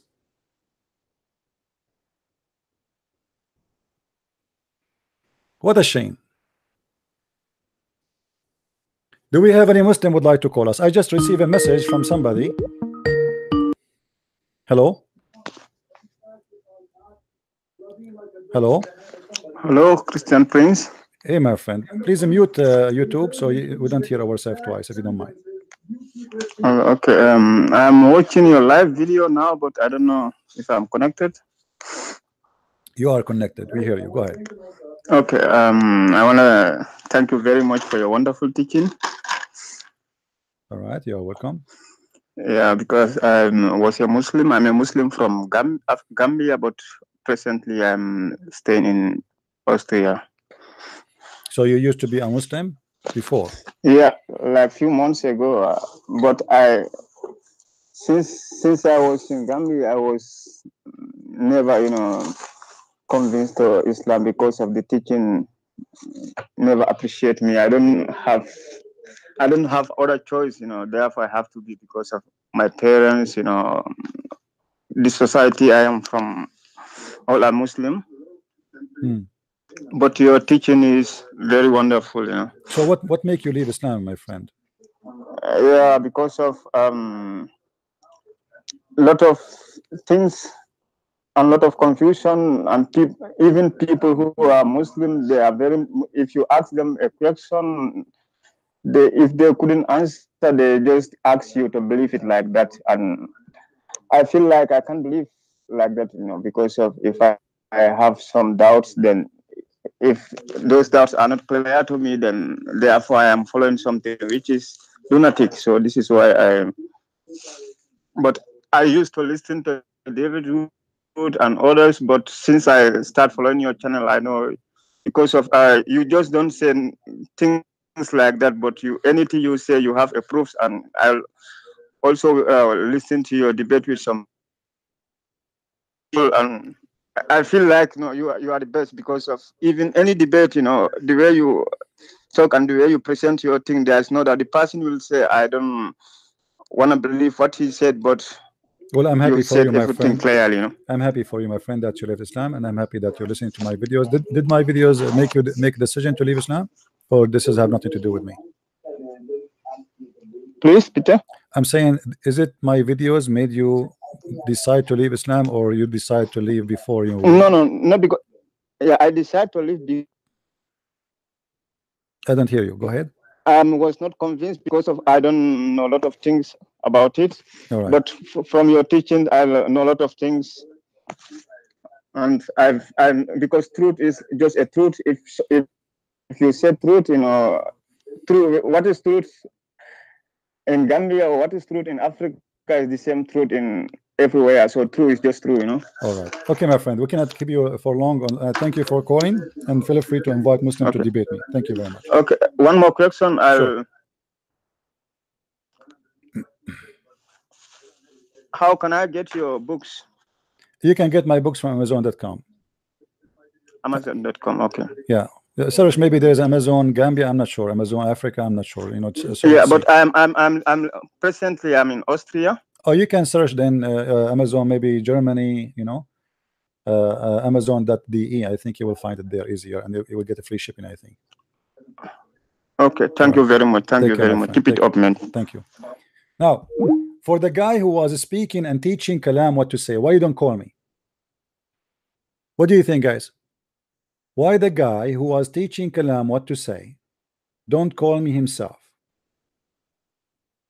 And I promise you, I will give you 3 minutes to you to talk, 2 minutes to me to talk.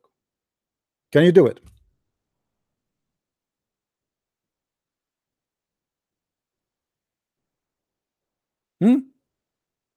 Can you do that? 3 minutes for you, 2 minutes for me, and we will put time counter in the screen.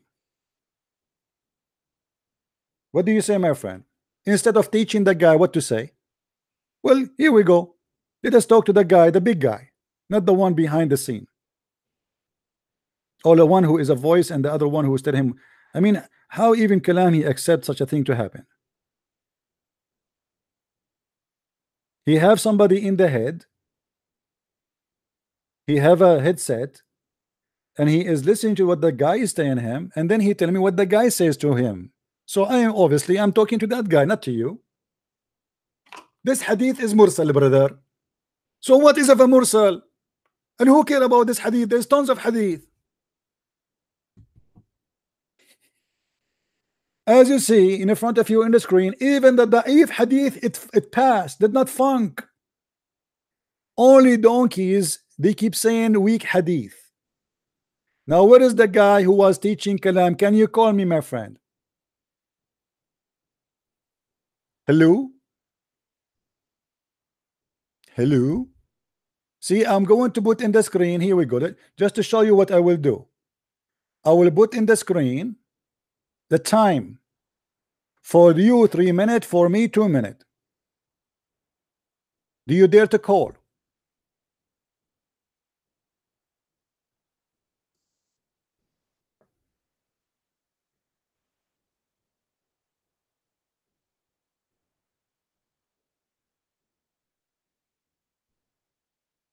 Anyone? Who wanna call? Teaching the guy what to say, what a shame. And brother, this is a mursal hadith, brother. Brother, the mursal hadith is not connected to the prophet, brother.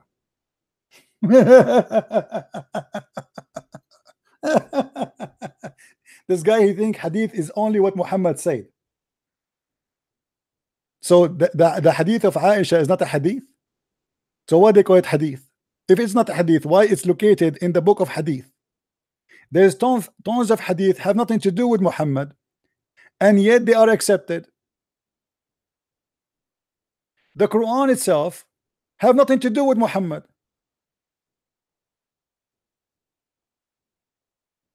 If you open the Quran in page number 8, it says that this Quran is recited according to. But the last one who recite the Quran to us is Hafs, and Hafs, he came more than 200 years after Muhammad, and he never met Muhammad. So what according to mean? What connected mean? How we know even that this guy is not making things up, that he is connected?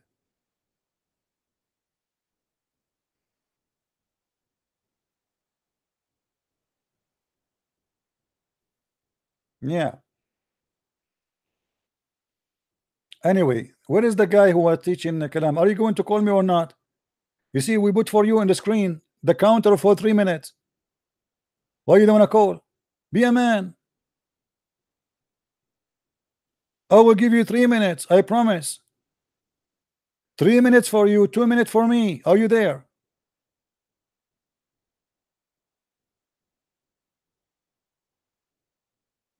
You know, do you remember those dolls? There's a guy, he put his hand inside the doll and he move it and he make a sound under the table, and the kids, they think the doll is talking. Do you remember them? Well, I don't know what they call them in English. This is what happened to this Kalam. I mean, this is a shame. Why Kalam he accept this?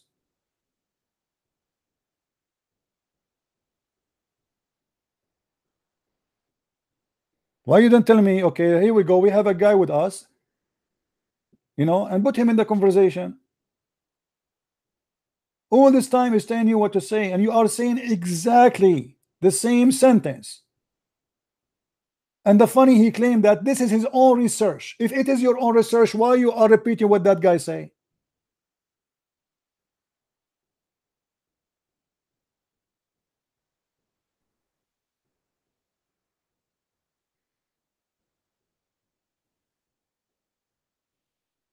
Anyway, my friend,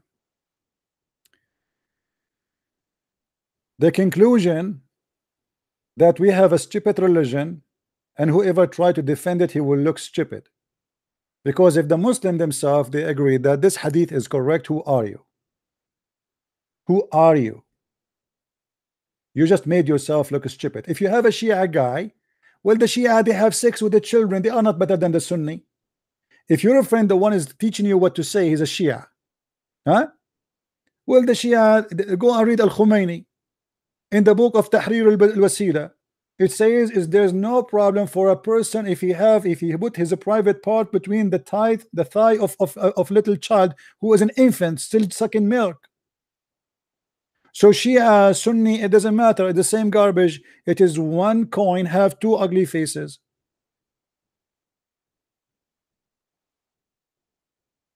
And when in his video he says that the one who says that this is for young one is Ibn Abbas, and this is the only one who said that, this is additional stupid lie to say. Why? Because that guy, he said that to him. I showed you the reference in the front of your eyes that all the Muslim scholars agree that this is about young age.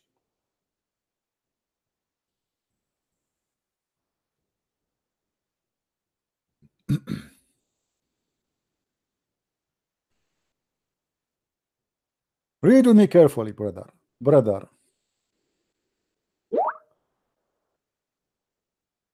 Who is a Muslim who read Arabic he would like to call? Where it says here that this is وَهُوَ فِي الجملة صحيح. Why Muslim saying it's sahih? Brother, if it is not sahih,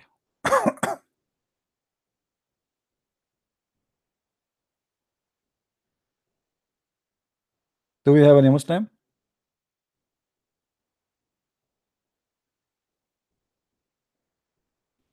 Don't, guys, please don't stop the Muslim from saying Allahu Akbar. It's okay. So why you are stopping him? Christian by choice, please. Let the Muslims say whatever they want to say. I mean, we are here to talk to them. As long as he's not using a dirty language, no problem. Even if he insult me, please. Who is a Muslim want to call me? Who is the Muslim like to call me?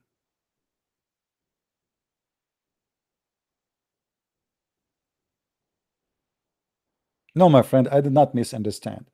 Kalam, he claimed that he is the one who come to this conclusion, and we heard the guy telling him exactly what he was repeating. Secondly, if it is him or not, who care? I mean, who is he to come with the conclusion?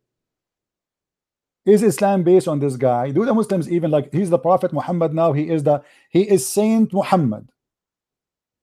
And now the Muslims will listen to Kalam because he did academic study.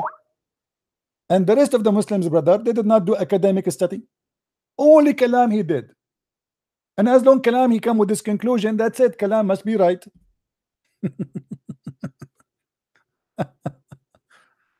Right? Yeah. Academic study. So those scholars who they are the names of Al-Mawrudi, Al-Tabarani, Al-Jalalain, Al-Qurtubi, even Ibn Kathir, he mentioned to me Ibn Kathir, when Ibn Kathir he said the opposite. And all those names, and then we find the hadith in a book, it's called As-Sahih.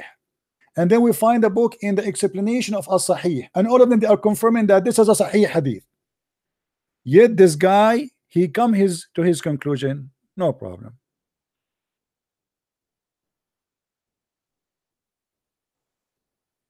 Do we have any Muslim? I have nothing against the gentleman, by the way. I like him. He's a nice guy. He's a nice guy. I don't want to put him down, but I was upset that he have a guy in the background and he is telling him what to say. You can believe in whatever you want, my friend. Who cares? This is your business. But don't tell me that those are wrong. Who are you to tell they are wrong?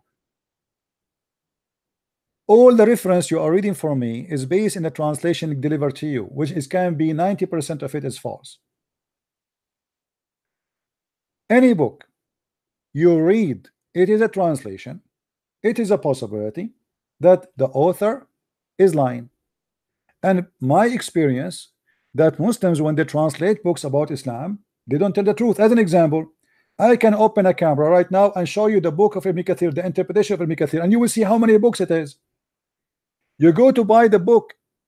If I go right now and show you a verse from the Quran and the interpretation in Arabic, and then we go to the same verse interpretation in English, you will see how in the miraculous way it should shrink. Where is the interpretation is gone? They lie, my friend. Anyway, guys, we will go back to our topic where supposedly we should go for before we start our we are done with this Aish, I think. Forget about it. You know, here, by the way, here is an article. This this is where those guys, they get those funny. He claimed that this is his conclusion. The fact he have no conclusion. All what he got is what Muslims they claim, and those are the young kids who try to defend Muhammad. You see it? It's exactly is what he was saying.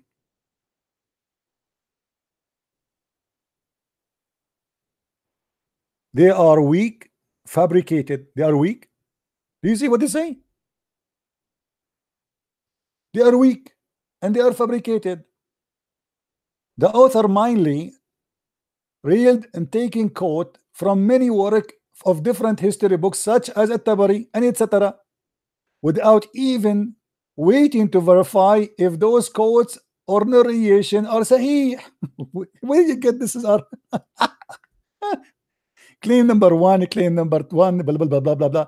Stupid articles.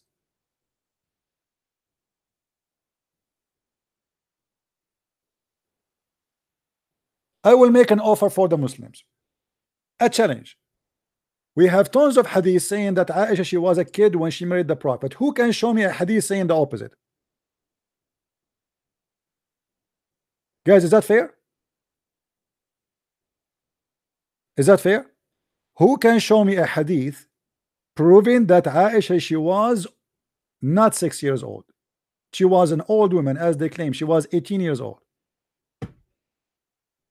All the hadith, they agree to fabricate one thing. Not even one Muslim from that time says this is not true because I was there. Who want to show me one hadith proving that those stories are false?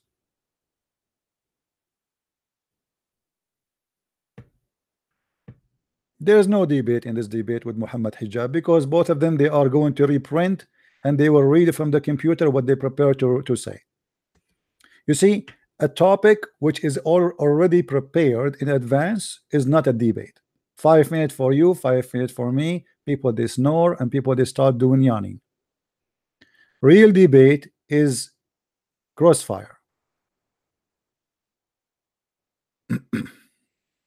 My friend, look what this somebody saying that the Muslim they use the Arab they use to say to Muhammad that he is the trustworthy. Isn't it the Muslims who say that Muhammad, he went to the house of his own son wife and he flirted with her? Is that a trustworthy for you? What do you think, Mr. The one who said that? If I go to your house and I adopt you to be my son, and then when I arrive to your house I flirt with your wife, am I worthy? What do you say? Be honest. This is all is a fabrications. A trustworthy person, he will not flirt with married women.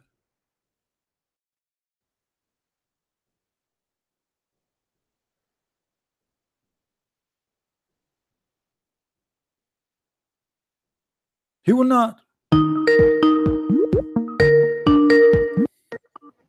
Hello. Hello, Christian Prince. Hello, my friend. How are you? Yeah, hello. I'm a guy from Sweden. All right. My name is Satan666 in this channel. You have seen me probably. Why your name is Satan666? For no reason, really. I wanted to ask something. Are the Muslims claiming that Aisha was like 18 years old to like justify that stupid things?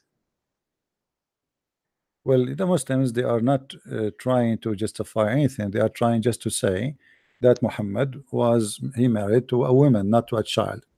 Yeah.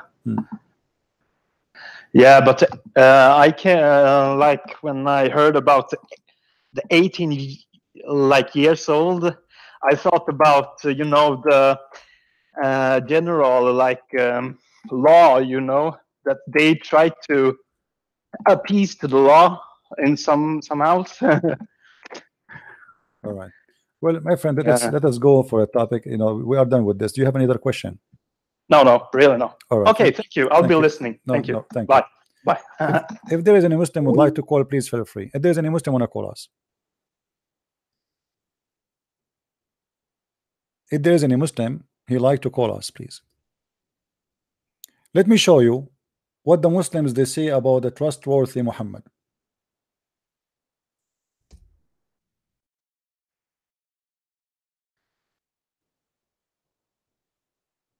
And tomorrow we will get the guy, somebody saying to me, this is my conclusion. Have fun with your conclusion, my friend. This is the chapter of Al-Ahzab, verse number 37, and this is Tafsir Al-Qurtubi. If you don't like Al-Qurtubi, we can change, no problem. All right? And you will see here, they are mentioning things which is correct, sahih. This is why they say, قَدْ أَخْرَجَهُ مُسْلِمْ فِي صَحِيحِهِ. Muslim in his correct book. It's called correct because it's correct. وهو الذي صححه الترمذي في جامعه. So at-Tirmidhi correct, or let's say approve what is in the book of Muslim. And in Al-Bukhari. And from Anas ibn Malik. And from Umar ibn Mas'ud. And from Aisha. And from Al-Hasan. What this story is about? The story is in front of us. I change any Muslim to come and read. وقال مقاتل reported that the Prophet he married Zainab bint Jahish to Zayd, and she stayed with him for some time. And then the Prophet he went to visit Zayd one day, and he saw Zainab standing, and she was white and big. You know, I told you before that in the time of Muhammad, if the woman she is big, heavy set, let us say, I don't want to use the word fat, but this is what they meant. Really, she's a big in size. She was so big, and she was white, and she was from the most beautiful women of Quraysh. فهويها وقال سبحان الله مقلب القلوب. So he became in love with her, and he flirted with her and said, praise be Allah who flipped my heart for you. Is that a trustworthy? A person going to his own son's house, flirting with the wife, she is married to his son.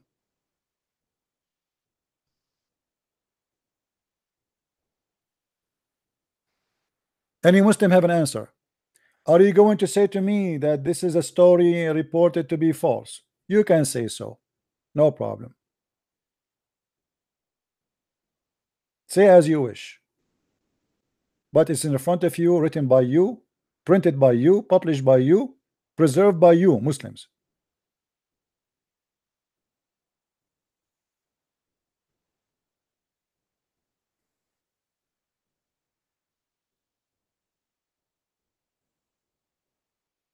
Do we have any Muslim wanna call us?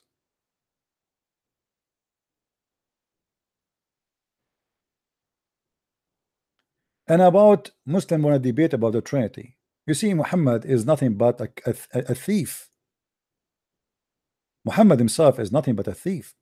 As an example, let us close some pages here. I have tons of pages open already. We do not need them.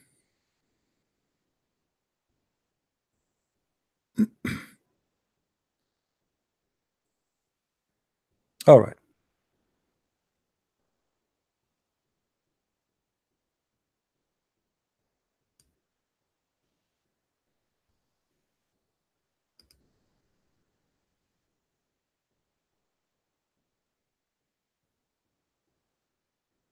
My friend, don't tell me that Abdul, he want to debate me. He can't call me. Don't tell me why. So why he don't call me? Where is the Abdul wanna call me? Call me, Abdul, the one who called himself Mr. Stack is whatever your name. You call me. Do you wanna call? Cool, I'm waiting for you. Be a man and call instead of asking somebody else to call for you, and you speak from behind the curtain like Allah.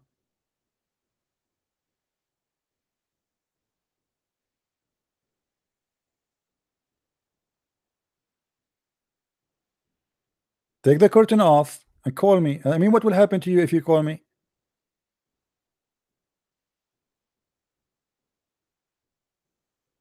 If you don't call, I'm going to ignore you. I will block you from the channel if you keep posting just saying stupid things.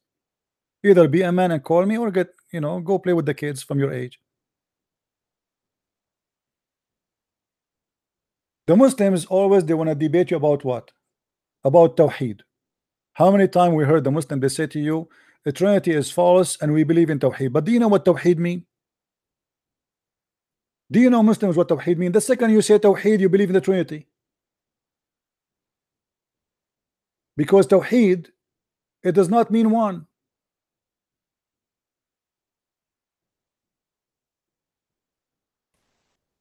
The word Tawheed, the second the Muslim, he say to you, I believe in Tawheed, he just admitted that he is not. Actually, it's not even Trinity. I mean, Tawheed is more, it's not, it's like, because Trinity is believing in one God. Tawheed is not about believing in one God. Tawheed is about corporation. It's not about one God. So how you believe in Tawheed? If you ask anyone what Tawheed mean, if I ask an Arab guy to make a sentence about Tawheed, what he will say to me? Tawheed al-Duwal al-Arabiyya, to unify the Arabian countries. Okay, so that means there's many countries and we need to unify them.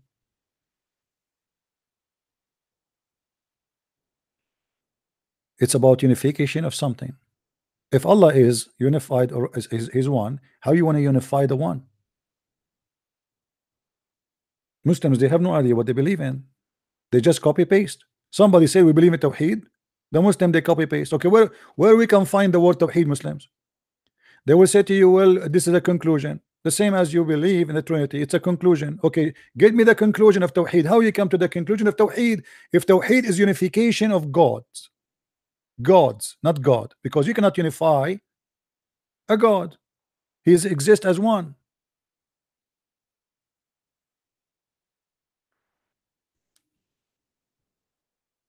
The Muslims,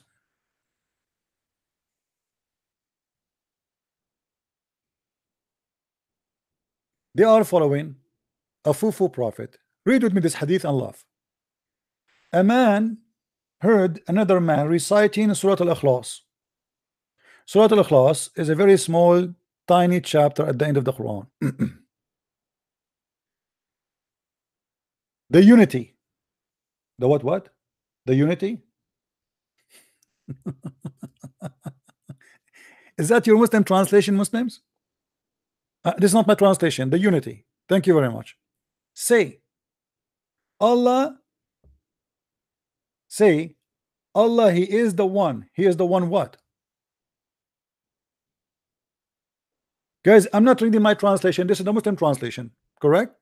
Allah is the one what?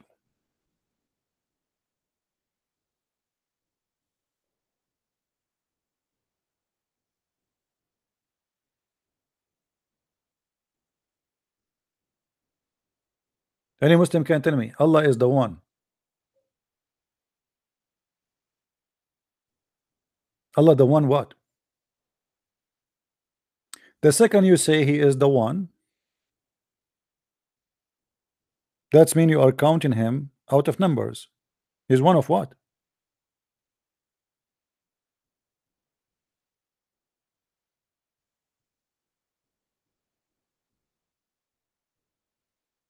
Any Muslim have an idea?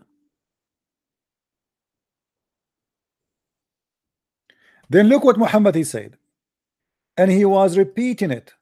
So the Abdul, he keeps saying Allah is the one. Qul huwa Allahu ahad. Qul huwa Allahu ahad. You see, when I say to the Muslims that the translation of the Quran is a lie, they say to me that the Quran says that Allah is one. But look, the Muslim, they get themselves busted. Look, it says Allah, he is the one. The one. The one. It cannot be Allah is one and then you say Allah the one. The fact is that the Quran does not say Allah is one here in this verse and does not say Allah is the one. It says Allah is one of. Qul huwa Allahu ahad. And Muhammad here is copying something from the Old Testament. Anyone remember a close word in the Hebrew? Anyone remember a close word in the Hebrew? If we continue reading this hadith, you will see the following. Hello? Hello? Yes. Yes, thank you so much. Could you please, I've heard that... Don't call me with voice changer, potato. A guy who is talking as a girl. A man heard a man reciting and he says Allah is the one. Chapter 112. And he was repeating the text in the morning. He came to Allah Messenger and he mentioned whole story to him as he regarded the recitation of that surah insufficient on that. Allah Messenger said, by him whose hand my soul is, that surah Al-Ikhlas, which means 112, equals to the third of the Quran, 1/3 of the Quran. Anyone notice here with me here how stupid the statement of Muhammad?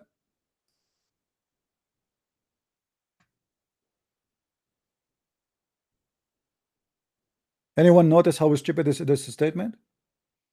Because now Muhammad he claimed that this 1/3 of the Quran is not needed.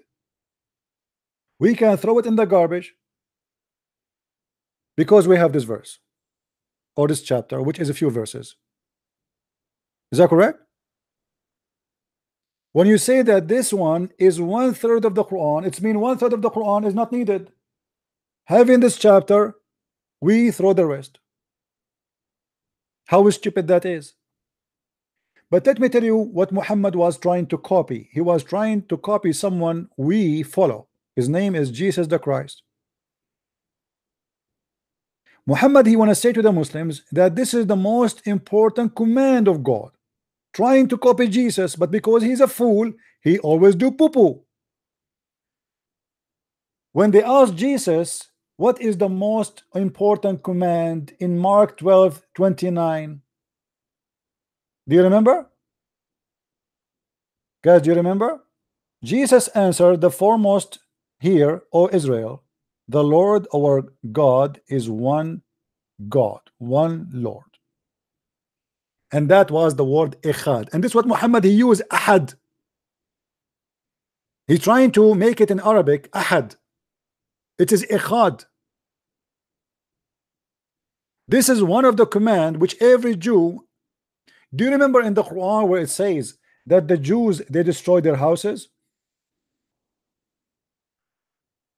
Let me show you.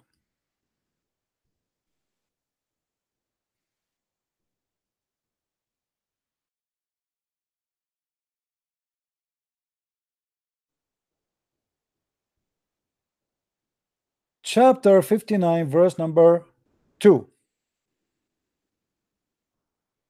It says here, يخربون بيوتهم بأيديهم.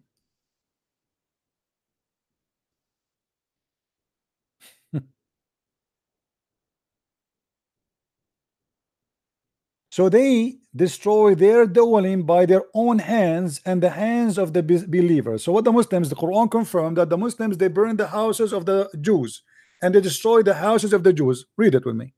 But here it confirmed too that the Jews, they destroy their houses by their hands. Anyone knows why Muhammad was saying that, this idiot? Muhammad, he could not understand why when they arrived to the Jewish city, they found that all the side of the door, the entrance of the house is destroyed. Because the Jews, they have a sign made in rock. Every Jew in the front of his house, he have a sign.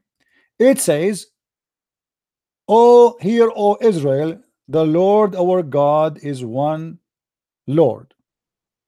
Muhammad, he could not understand why.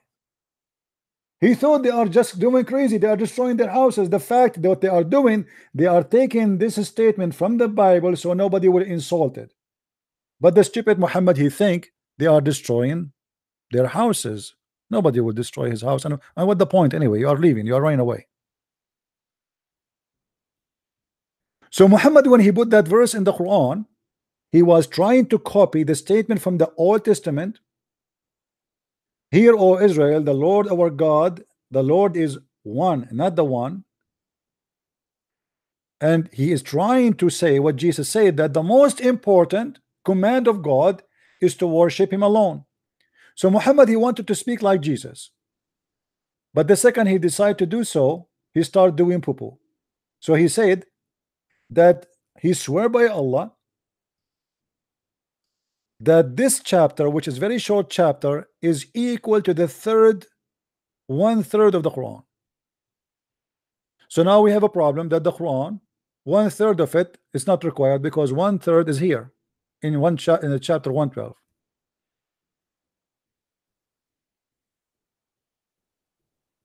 Any Muslim have an answer for the stupidity of his prophet?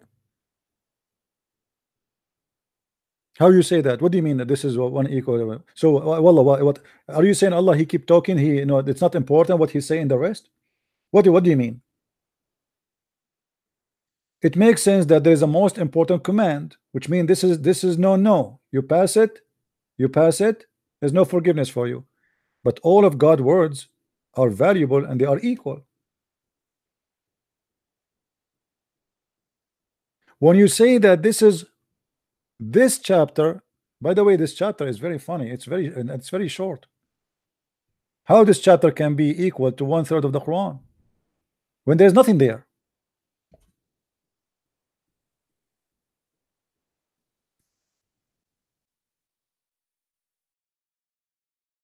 Chapter 112 is little tiny chapter. I don't know even how they can call it a chapter. This is the whole chapter in the screen. Do you see it? Do you see how he used the chapter? And you will notice right away the impact of a Christianity in this chapter. Right? You notice right away the impact of a Christianity in this chapter. Allah is making Quran just to fit with the Christianity. Allah don't have a son. And by the way, here they say to you, Allah the eternal, the absolute. This is a false translation. The word as-samad is not the absolute, is not the eternal.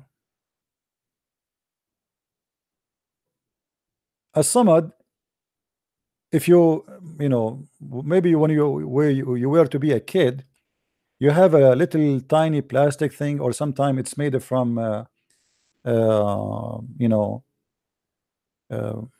plastic or from kind of fabric, or you know, different, like there's a hole here and then there's a container and here you throw your coins. Here is where you save your money.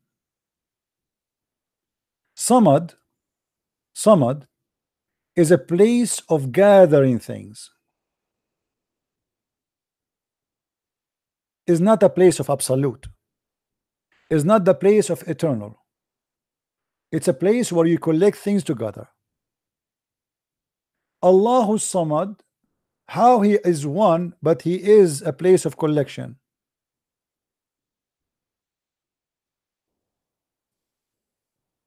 This is an Aramaic word, have nothing to do with Arabic, by the way.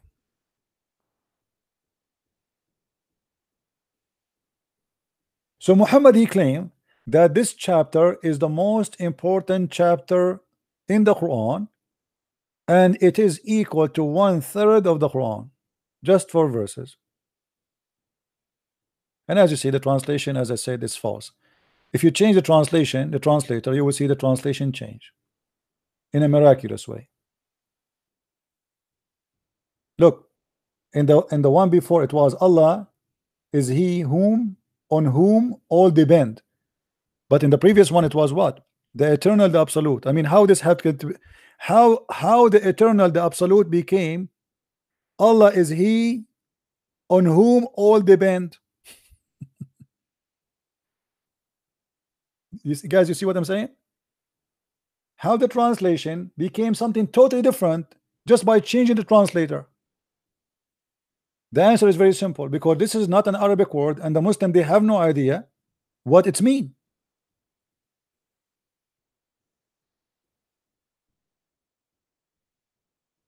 Everybody is giving his best, his guess. Okay, let us guess what this mean. And then he says, and none is like him. This is a verse taken from the Bible, that none is like God. So here Muhammad, he copied 2 things. Oh, here, oh Israel, your God is one.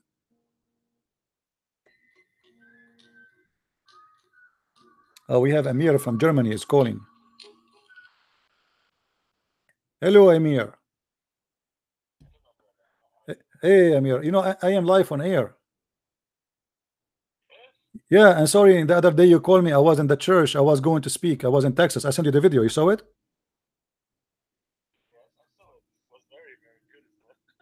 Yeah, it was the big, huge church. Yeah, it was full and a lot of people there. I wish you were there. Big church. Yeah, very huge. Perfect. You know, you called me exactly when they were going to call me to go to the stage, you know, and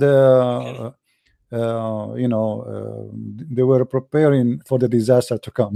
Yes, brother, I want to ask you, did you watch the debate between Mohammed Hijab and David Wood? It's now live on air. My friend, I don't watch debate. This guy is a kid. If you want to debate me, let him come here. He's a kid. Yeah, we know exactly how it ends. He speaks 1 hour, he speaks 1 hour, then he 20 minutes. Right. It's a monologue. It's an exchange of songs. You know, there's no debate in the debate. Yeah. Anyway, my friend, I have to go back because I'm explaining the verse in the Quran. You can join us in the chat, and again, I maybe next time I will take you with me to Texas. They will like you there. Yes, brother. The Lord willing. I mean to that. Thank you very much for calling, my friend. Take care. Okay, see you. Bye bye. You know, sometimes, I mean, you wonder how things work. My phone is silent all the time, and the second I want to go to the stage, everybody starts calling me. Everybody starts calling me. I'm like, the guy is talking about me. He's going to say, and now we have a Christian prince to come to the stage, and then suddenly everybody remember me. Anyway, Muhammad is nothing but a false prophet who's trying to copy the words of Jesus. And the problem with this prophet, which is a problem I like myself, I really like it, that each time he talk, he says stupid things. Otherwise, it's going to be hard for you, and he might confuse you. I challenge any Muslim to tell me how this chapter, which is 4 verses, is equal to 1/3 of the Quran. And what does that mean? 1/3 of the Quran is not needed? Allah, he say things is not needed?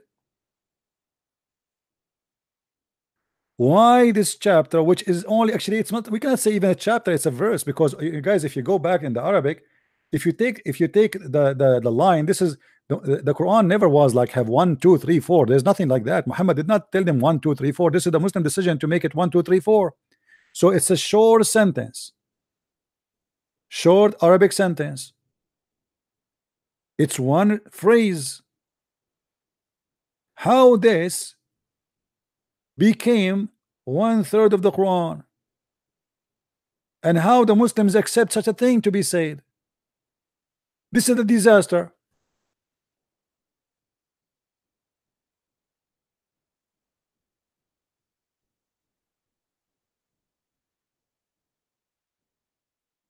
Any Abdul? Who is Abdul when I call us, my friend?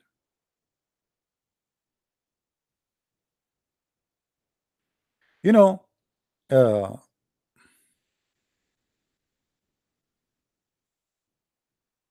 one of the funny things about Muslims,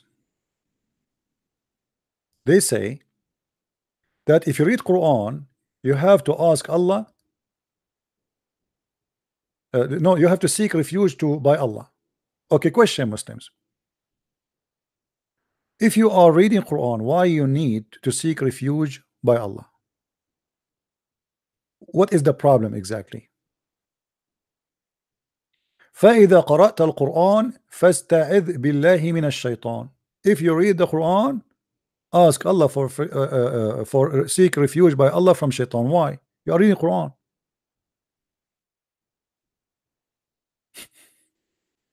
Hello?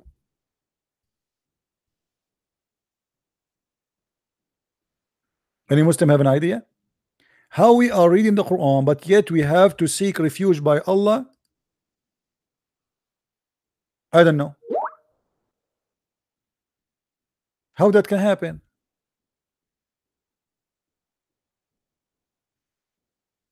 Is the Quran, when you read the Quran will bring the shaitan to you?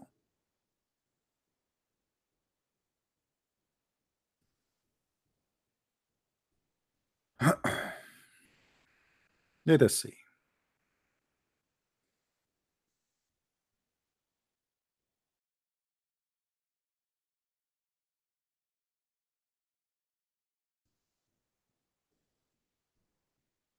Who is a Muslim want to explain to us what's happening? The shaitan, he keep whispering to Muhammad. Allah say to Muhammad, when you shaitan, he whispered to you, seek refuge by Allah. Question. So how Muhammad he received satanic verses?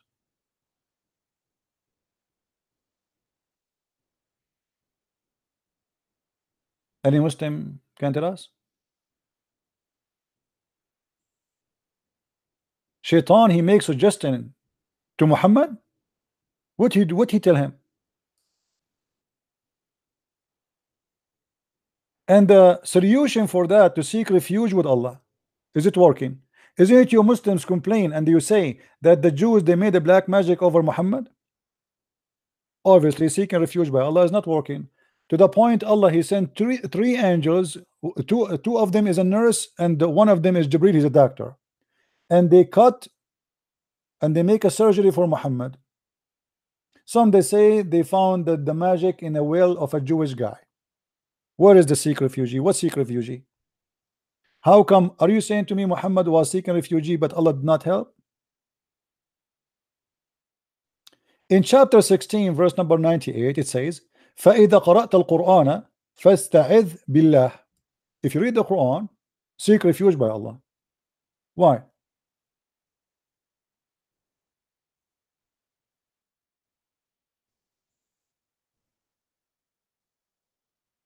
Any Muslim can explain. You are reading Quran. Why when you are reading Quran, why reading Quran will bring shaitan?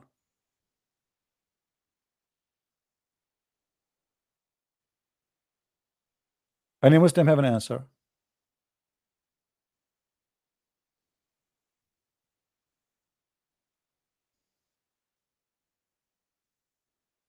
No answer. Who is a Muslim wanna call us?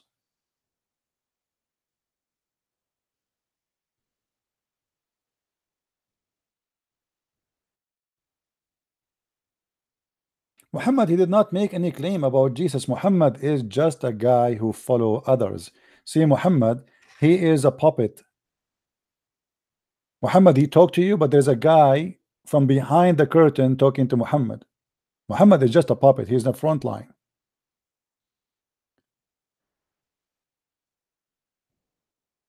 We mentioned before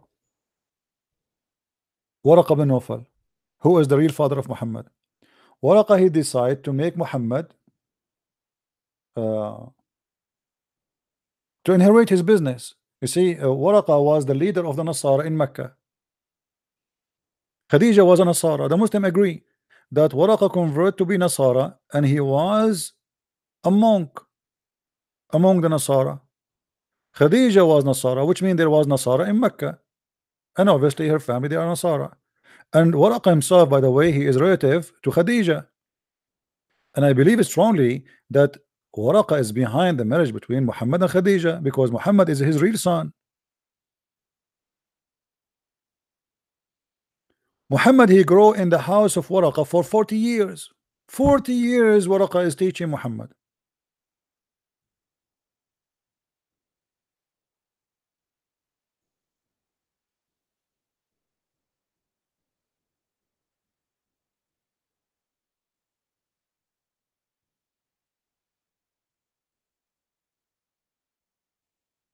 Each time Muhammad, he come and he tried to present himself as a prophet, the people around him, they laugh at him, for he is not qualified.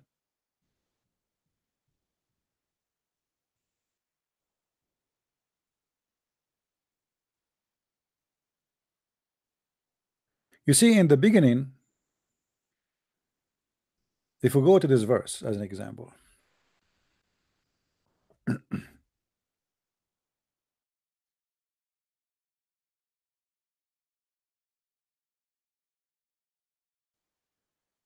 in chapter 3 verse number 79, it says here in Arabic, كونوا عبادا لي من دون الله ولكن كونوا ربانيين بما كنتم تعلمون الكتاب وبما كنتم تدرسون.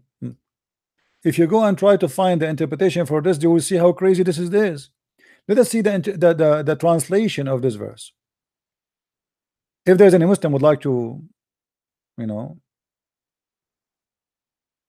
read for us, please feel free. All right.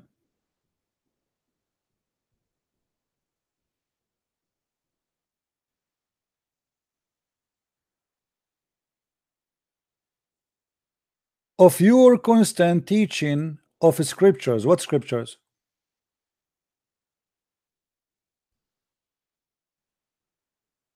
Any Muslim can tell me? Allah speaking to Muhammad here. He says to him, say, O Muhammad, lu blah blah blah blah blah blah blah blah blah blah blah blah, and then he says here something impossible to believe.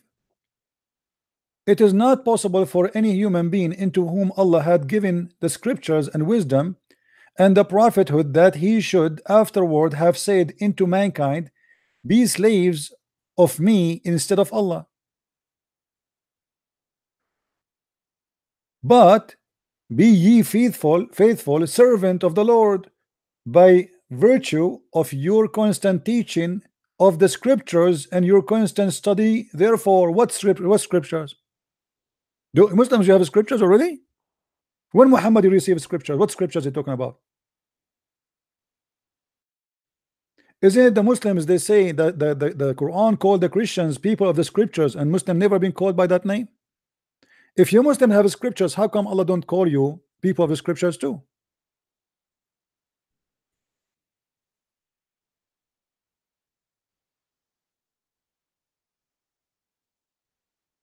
And here, by the way, you will see that the Quran using a word like Rabbaniyin. This is a pure Aramaic word, have nothing to do with Arabic. Why Muhammad is using this word? The Arab don't even know what Rabbaniyin mean. That, but because this is what he learned from Waraqa bin Nawfal.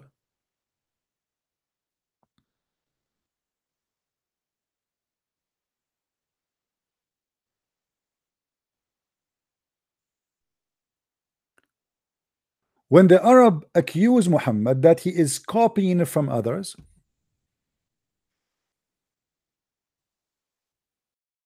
look what Muhammad he said.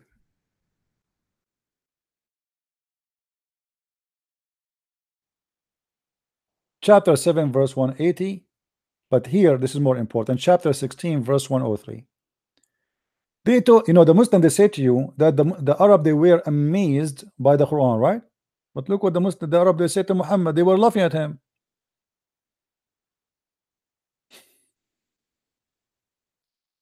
They say they cannot believe how amazing it is, but look what they say to him. We know indeed that they say, who they say? The Arab. It is a man that teach him. They did not say it cannot be a human. They confirm it's a man teaching him. Teaching him what? In different verses they say it is the fabulous of old people. We know it already. It is the fairy tales of old people. We know it. And look what Muhammad is said. The tongue of him they wickedly point to its notably foreign, while this is an Arabic pure and clear. The Quran is not Arabic and it is not clear. Muhammad is the worst debater. They are saying to him that the one who is teaching you is a man. We know them. Muhammad, he want to defend himself. He says, those men who I sit with them and you accuse me that I am learning from them, they don't speak pure Arabic tongue. And what that will do, you can tell me a story right now in English and I can translate it in Arabic, in a pure Arabic. So what a big deal. But here Muhammad, he made a poo-poo because the Quran is not a pure Arabic.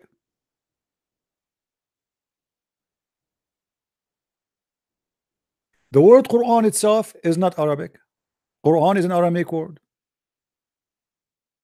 Jahannam is Muhammad, a word Muhammad he stole it from the valley of the valley of the garbage, you know, where the fire never stopped burning.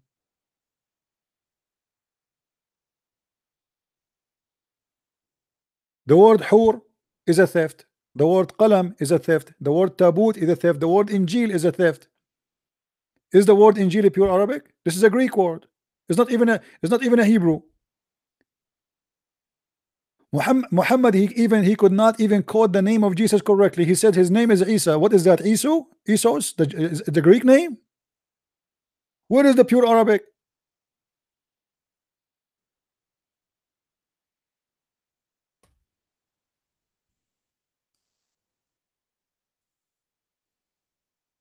There is no pure Arabic.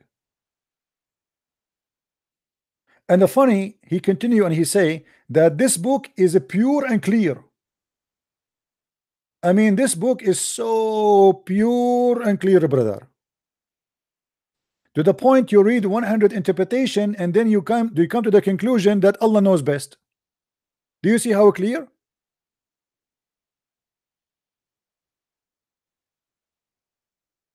This book is so clear. Isn't it the Quran says that this book have a big part of it nobody knows what it means save Allah in chapter 3 verse number 7?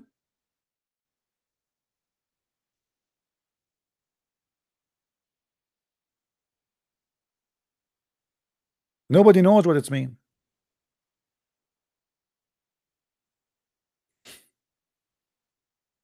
And they say to us the Quran have no contradiction. How you say it's so clear and then the Quran says that there is a lot of verses in the Quran nobody knows what they mean save Allah?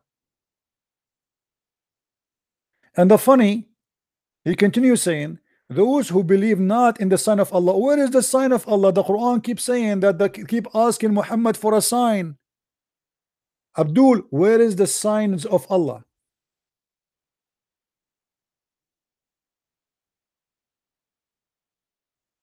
Isn't it the Quran says that Allah he refrained from giving signs? And you say to me, what is the contradiction in the Quran? I refrain from giving signs, and then here he says those who believe not in the signs of Allah. How you just told us that there is no sign, you never send a sign, and now you are saying to us those who refuse to believe in the sign. Shouldn't you send sign first? It's like going to a restaurant and then the guy, the waiter or the waitress, they say to you, get out. You say, why? He said, you did not like our menu. You say to him, you did not give us the menu yet.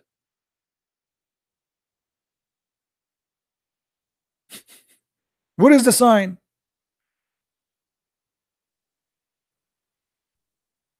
The Quran confirmed that we refrain from sending miracles because former generation they refused to believe in it.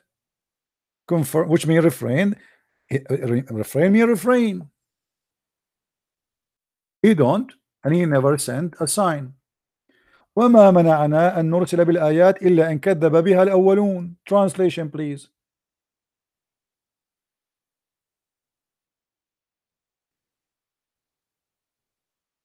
And we refrain from sending signs only because the men of former generation treated them as false. What? So how you say those who don't believe in our sign, and you are saying we refrain to send signs?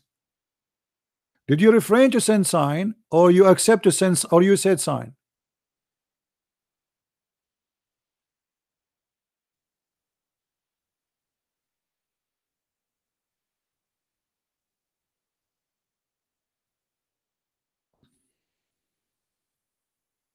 Guys, forget about this kalam, you know, forget about him. He's a poor guy. It's okay. Don't remind me again. You know, do you remember how many times I asked him, tell me what mursal mean? Now we know why he is not answering. He was waiting for the guy to search Google. Do you remember how many times I asked what mursal mean? He keeps saying to me, let me continue my thought. I will answer you. I will answer you. He was waiting for the guy to tell him what mursal mean. Anyway, just let it go. Poor kid. So, and we refrain from sending the signs only because the men of former generation treated them as false. So Allah never sent a sign. If Allah sent a sign, as if he say in this verse here, that's mean the Quran is a book of contradiction. Did you send a sign or not?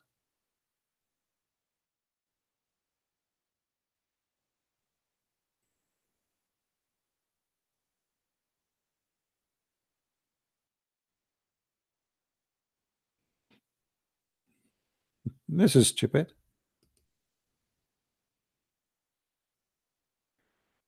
Muhammad always he say stupid things, proving to us again and again that he cannot be a prophet.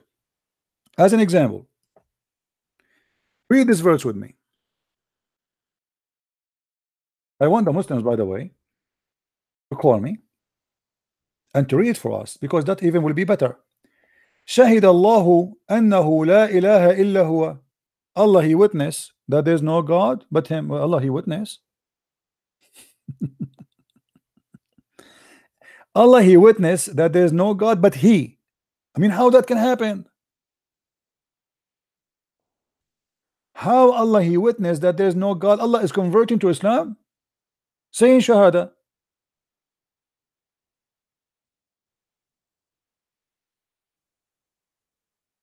And look here at the false translation. They say there is no God but Allah, but he, that is the witness of Allah. This is a switch upside down for the Arabic. It doesn't say that. Change the translation.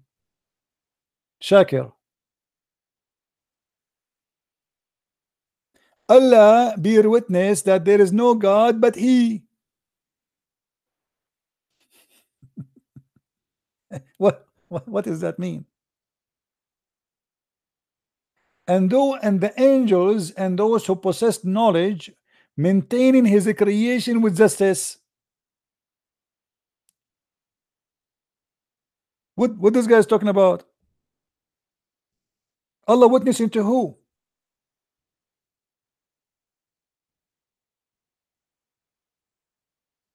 Any Muslim can tell us. When Allah he witnessed to who? You see, you witness in the front of somebody. Somebody he's higher in authority for you. Somebody is questioning you.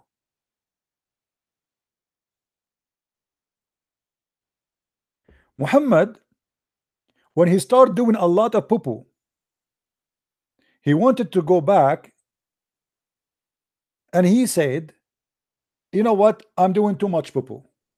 Now, who is a Muslim who want to see the proof from the Quran? Muhammad saying, the Quran saying that Muhammad is doing too much poo-poo. Who want to challenge me that the Quran is saying that? Any Muslim?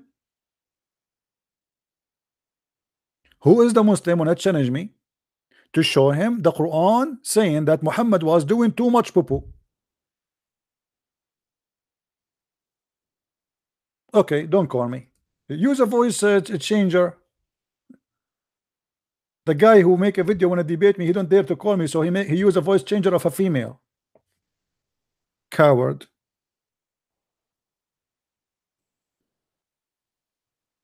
Look what the Quran said.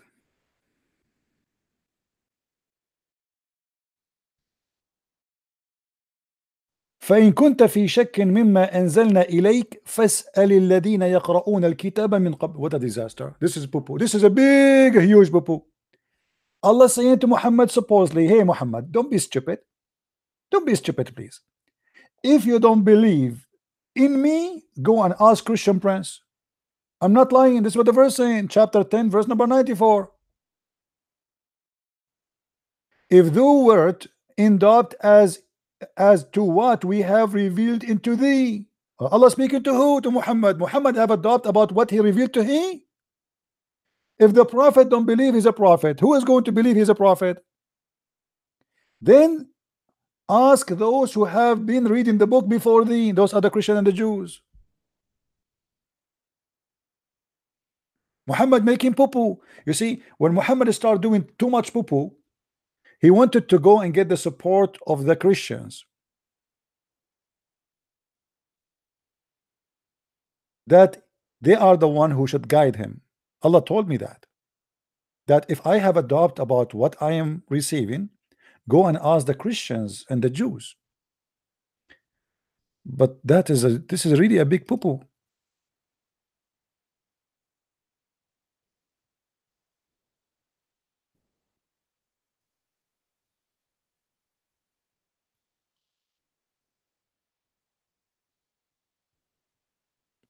My friend, the one is telling me to post Skype. The admin is posting Skype every few seconds. Muslims, they knew my Skype. Don't worry about it. If the Christian are deceived and the Christian will go to hell, so how you will say to me that the God of Muhammad saying to Muhammad, go and ask the Christian and the Jews?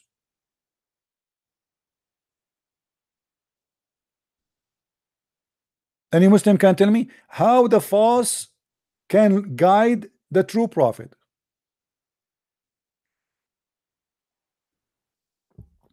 Was the Christian in the time of Muhammad true Christians? If not, then how Allah he said to Muhammad, go and ask the Christians?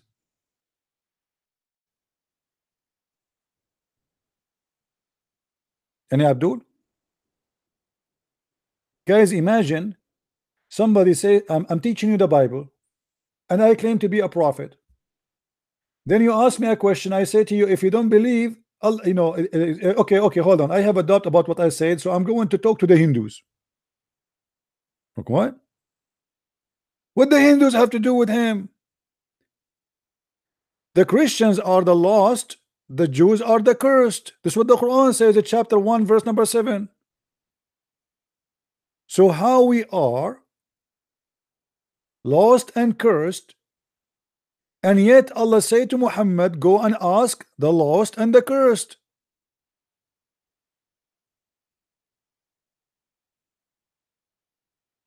Hello?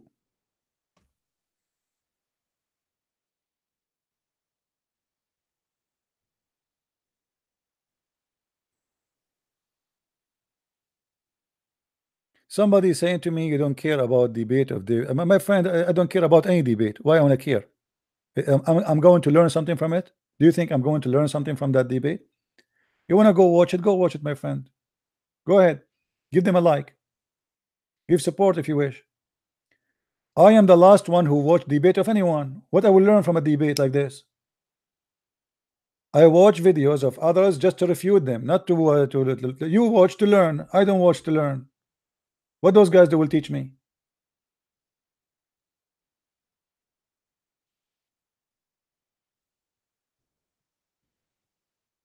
So don't tell me I don't care. Yeah, I don't care. Why I want to care?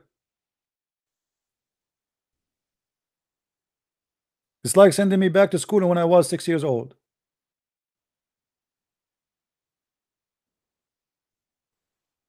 By the way, at the age of 6, I was mature. In the Middle East, we used to date at the age of 6. Aisha, she was 6 at the age, you know, she get married. At the age of 7, I have like already 4 wives.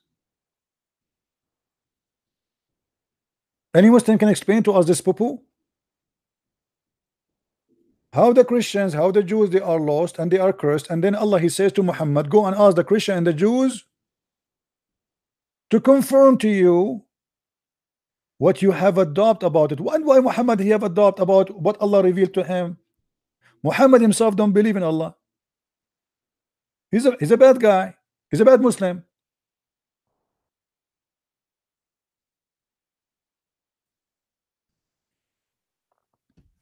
Huh?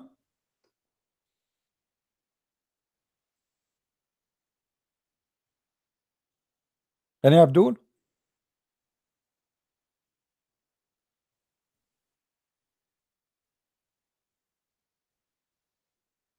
Who is a brave Muslim on a call?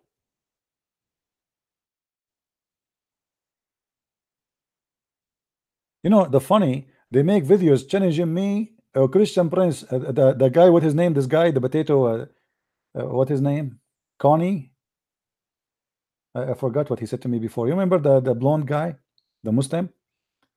He posted for me today in Facebook. He says, for how long you will keep hiding? I told him, Abdul, why you don't call me? Potato, be a man. Today I will be live on air. He said, when you are going to step forward out of your room. So, what do you want me to step in your bedroom, you stupid idiot?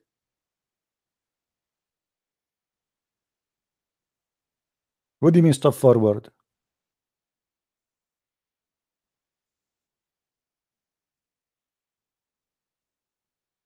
I will go to your house, knock at your door. I mean, do you want my answers or you want to meet me? We're going to have a date with a bunch of gays.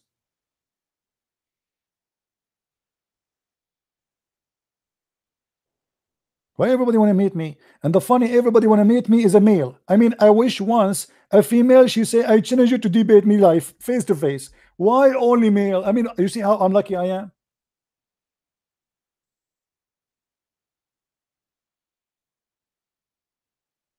Face to face. I'm so glad they did not say bum to bum.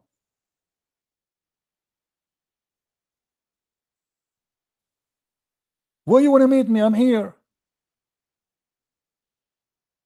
What do you want to do exactly? I mean, actually, you know, those debate face to face is useless, because if you see in the speaker corner, what they call it, a debate, it's not a debate. People are shouting and nobody is giving reference for anything. Here we can show in the screen what we are reading.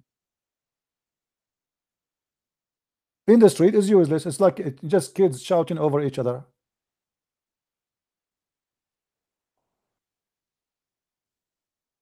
Even if they put a contract on me, you know, I have a life insurance and the one who will get the life insurance, he will build a big radio station for me from that money.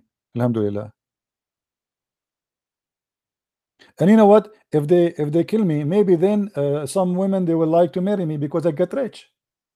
Alhamdulillah. Finally, we will find somebody who will marry an Arab Christian who is poor, which is impossible.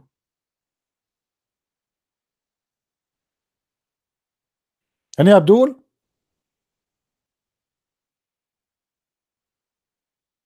Who's Abdul wanna debate me?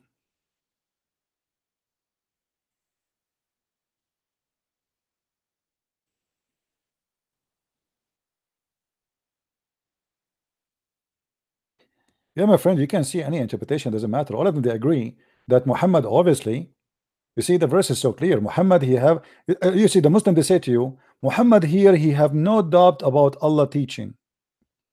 You know what? The second you say that, you prove to me that you are mental and you have a drug problem. If Muhammad, he have no doubt, why Allah say to him, if you have a doubt? That's mean your God, Allah is stupid. Like imagine, I say to somebody, if you have a flu,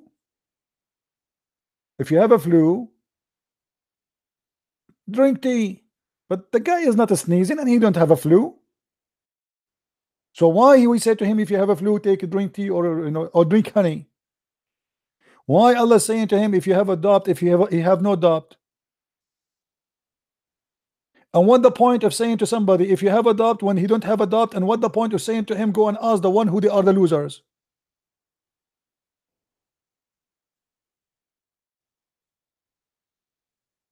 And if the Christians are not the doctor to go and ask them, why is asking him to go and ask the Christians? If they themselves they are lost, how the lost can guide the one who is not lost?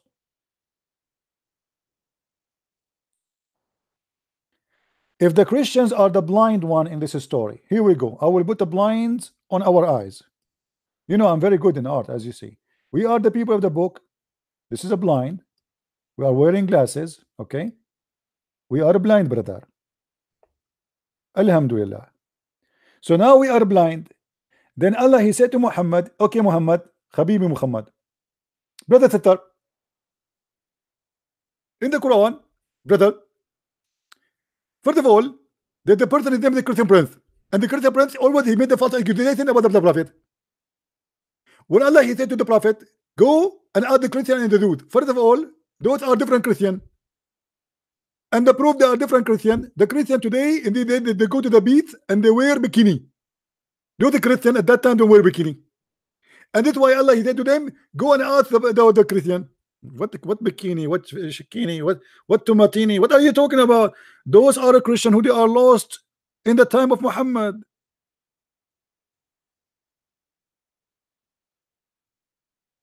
Why Allah is saying to Muhammad, go and ask the Christian who are blind?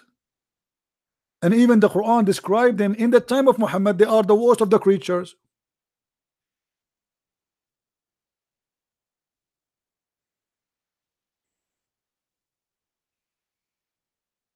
Allah, he asked Muhammad to come and ask us when we are lost. By the way, because here in this channel we have a lot of Zakir Naik flood, so I advise you to buy an insurance, flood insurance.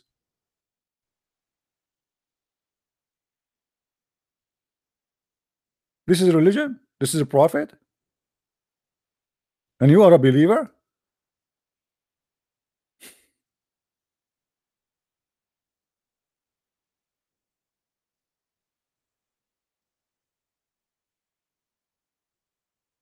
In different verse, Muhammad, he said, ask the people of the book if you don't believe. Ask the people of the book. What do you mean ask the people of the book? I thought they are lost. They are bad.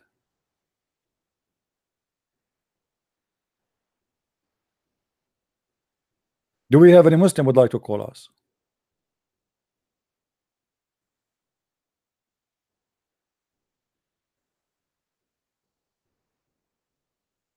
You see, somebody said to me in the text there that the Muslim, they say Muhammad is an international prophet. Well, he's international if you think about it. The guy, he slept with everybody. And this is what the sign of being international. But the Quran confirmed the opposite.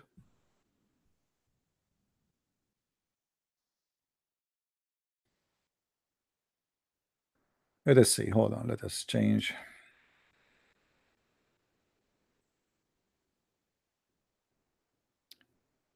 In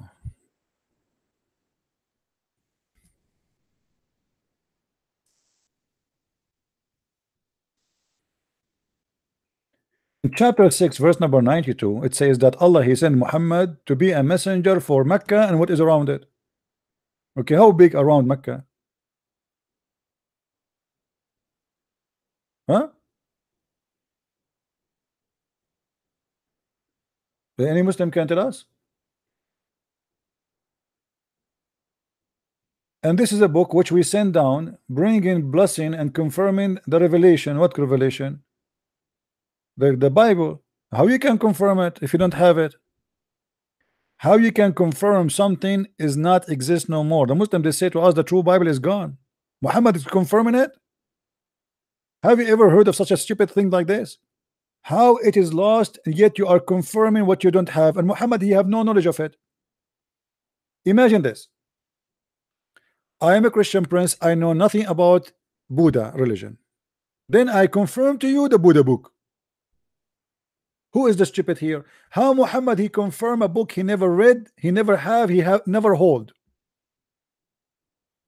In the top of that, the Muslim, they claim is not exist no more.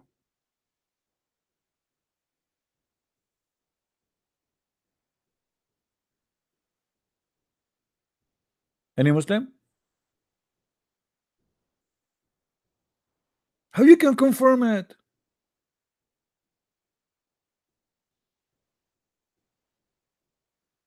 Not even Zakir Naik can explain that to us. I wish I can call him now, but it's getting late. You know, no, it's actually it's morning for Zakir Naik. He finished having sex. 70 years orgasm.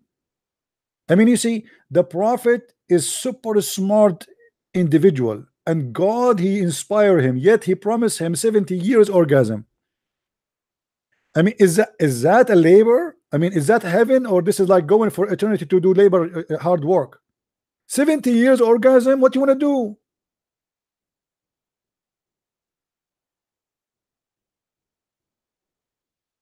Make it 40 years. I mean, don't you think 70 years is too much? Every orgasm 70 years. What about we make it 70 years less one day?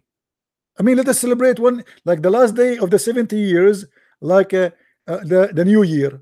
Can we have a new year without sex for the sake of Allah?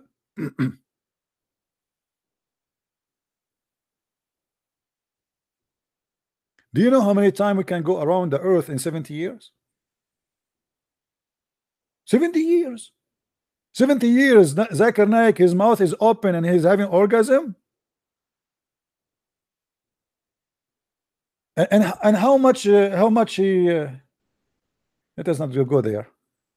Let us keep it under the age. 70 years. I'm really convinced that Muhammad is a prophet. And the proof is a prophet. He's confirming a book. He do not know how to read. He never read. The Muslim, what make it more stupid, Muhammad do not know how to read according to Muslims. Okay. How this guy, he will confirm the book which he cannot read anyway? In the front of me, there is a book in Chinese. And now the guy, he finished talking. He said to me, do you agree? I say, yes, I agree. I'm confirming what you said. How you can confirm it? Especially the book was not written in Arabic. It was either in Hebrew or in Aramaic or in Greek.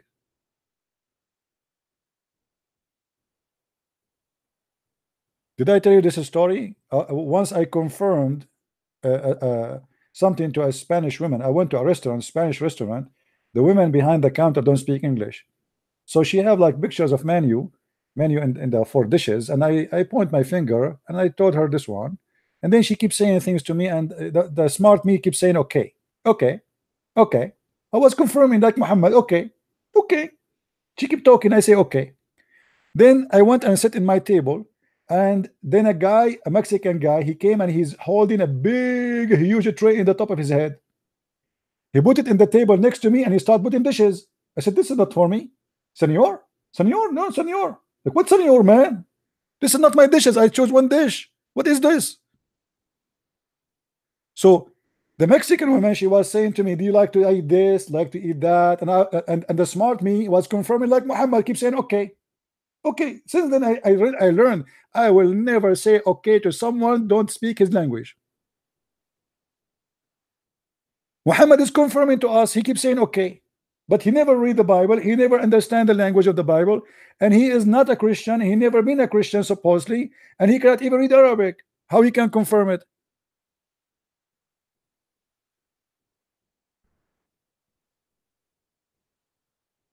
Any Abdul? Okay. Si, senor. The Christian read the Bible, Muhammad said to them, si, senor.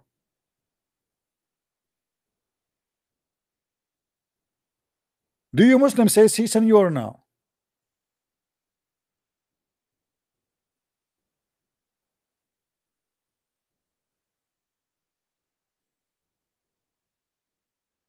And Muhammad was sent to as a prophet for the mother of the cities. It's not a city in Arabic, it says al-qura, the village.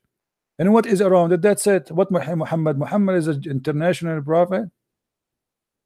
International prophet, he don't speak the language of the whole world. You see, the Quran said, we never send a messenger except he speak in the tongue of his people.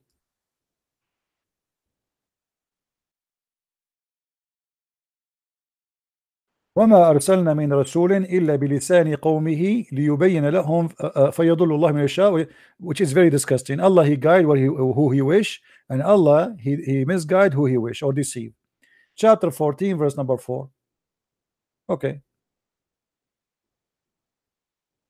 And we never send a messenger save with the language of his folk. Okay, how Muhammad can be a prophet for Zakir Naik, but yet he don't speak the language of Zakir Naik, brother? Isn't it the Quran says Allah will never send a messenger unless he speak the language of his people?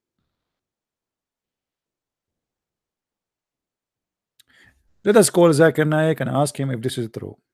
Tiridin, tiridin, tiridin, tiridin. Assalamu alaikum. Alaikum salam. Brother, the Quran says in chapter 14 verse number 4 that's Allah never send a messenger unless he speak the language of his people. So how the prophet he is Muhammad is a prophet for you, and you are a Pakistani or from Bangladesh? First of all, I know who is the one who is behind the question. Stop saying in your voice, I know you. Your name is the Christian Prince, and you are very well known that always you make quotation for the Quran. Brother Sitar, the verse in the Quran it said that Allah never sent a messenger unless he speak the language of the people, and this is true. But what people do not know, that the prophet he speak all languages. As an example, to prove that the Quran speak all languages, that if you try to understand one verse in the Quran, you can understand. Why? Because it's international language, which nobody understands. Thank you very much.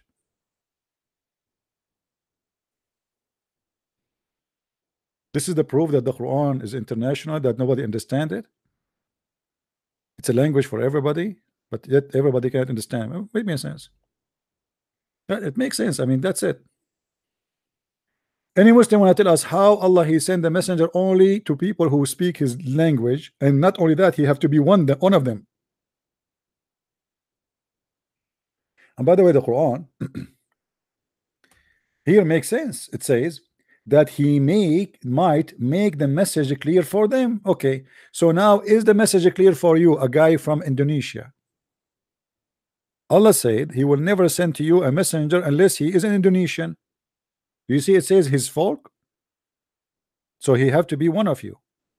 Speak in your language. Was Muhammad one of you speaking your language?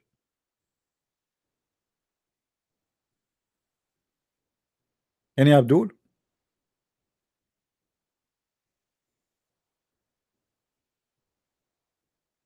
Hello?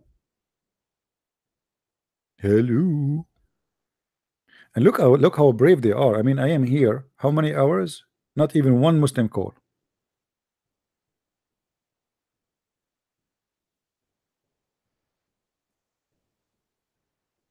Don't look for contradiction in the Quran. The Quran is itself is the contradiction. Every line in the Quran is a contradiction. Just to show you the stupidity of Muhammad. Didn't he in the same verse here say that we never send a messenger except to his people in the tongue of his people? Okay. In the verse after they say that Moses is a messenger of Allah. And then we read later it says that Allah he sent him to the Pharaoh. Was Muhammad from the nation of the Pharaoh? Hello? If the Quran is saying that Allah he sent him in the language of his folk, which means from he have to be a messenger to his people and he speak the language of his people. So it have to be two things. Not only speak the language, you have to be one of them.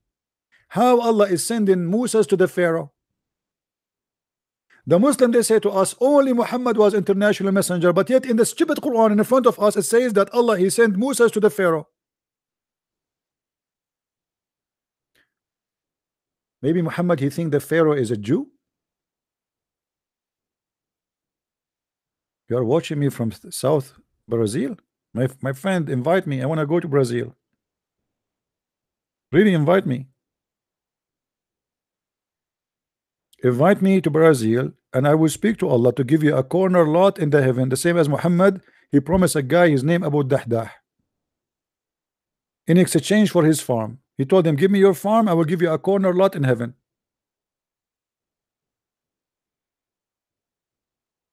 Any Muslim can explain to us how Muhammad is the only international prophet, yet he don't speak any language except his language. How Allah never sent a messenger except in the language of his people, and he have to speak the language of his people, not someone else's people. And yet in the same Quran you say to me that Moses and Aaron were sent to Pharaoh.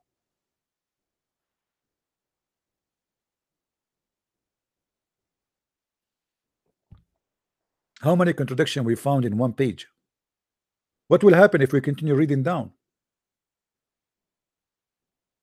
You know, the Quran is the same as a woman. She did not shave her legs for maybe 20 years, and suddenly you are lifting the skirt up slowly, and the more you go up, the more you throw up.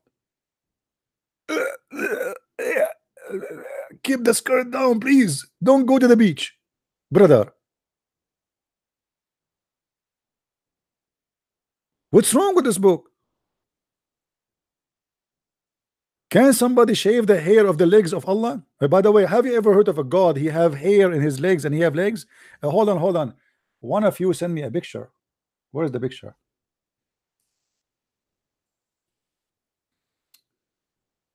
One of you send me a picture.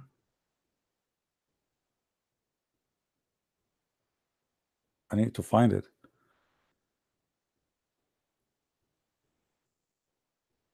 Hold on.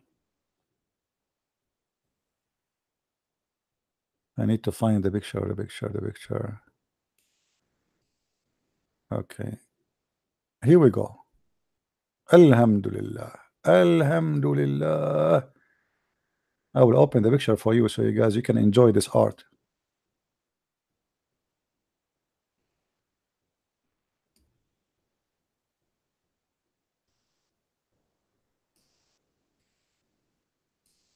Okay, this gentleman, he did draw the description of Allah based on the hadith. Do you see Allah, brother? This is how Allah look like according to Islamic reference. He have a face. The Muslim, they say he have no neck. Nowhere mentioned that he have shoulders. Nowhere mentioned that he have anything else. I mean, there is a face, there is a shin, there's two hands, and both hands are in the right side. Any Muslim have a comment, brother? Huh? Any Muslim have a comment, brother? What do you think, Muslims?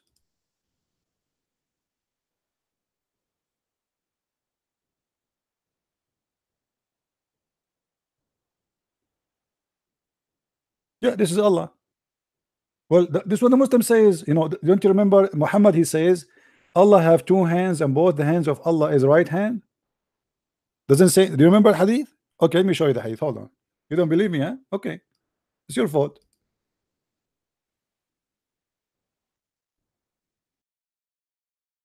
You ask for it. Here we go. Do you see it? And both of his hands are right hands.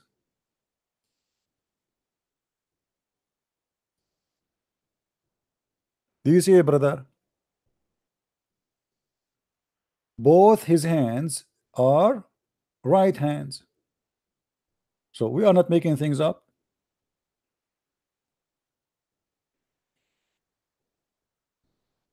Any Muslim have an objection? Please let me know.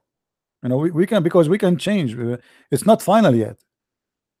Any Muslim have any objection? Please just mention it. You know, we will change it right away. I mean, if you can prove us wrong, this is the only God who have two hands and both of them they are in the right side. I feel sorry for him. What if somebody spank him from the left side? He cannot defend himself. That means the left side of him is very weak. I can punch him, I can spank him, I can steal his wallet, I can take his phone from the left side. He cannot do anything because all his hands are in the right side. I mean, what's wrong with this God? Why he have two hands in the right side, brother? Any Muslim knows why? What's the problem? What's the problem? Obviously, there's a problem here. He is God, yet he is a leg. He have a shin. He have two hands in the right. He have two eyes. He have nose. He have hair, and they are curly. By the way, the picture is not too much good because we should make it curly hair, as Muhammad described. And he's short. This guy is short.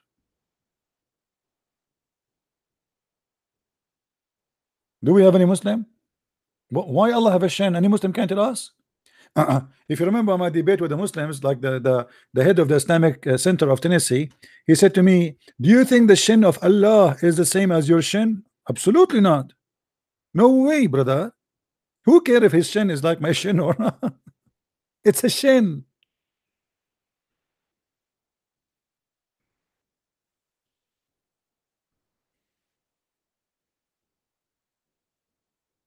Do we have any Abdul have a comment about the look of Allah? By the way, the guy who drew this, I think he can work very, very good. He can get a good job with the forensic department for the FBI. I mean, you described for him, he drew him like, and now I feel like I saw Allah before.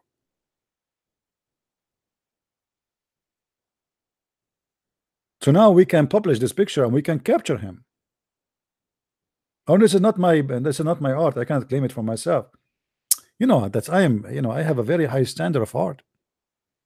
You know, to the point I was invited to draw my art in Mecca, where if you draw any art, they will cut your head.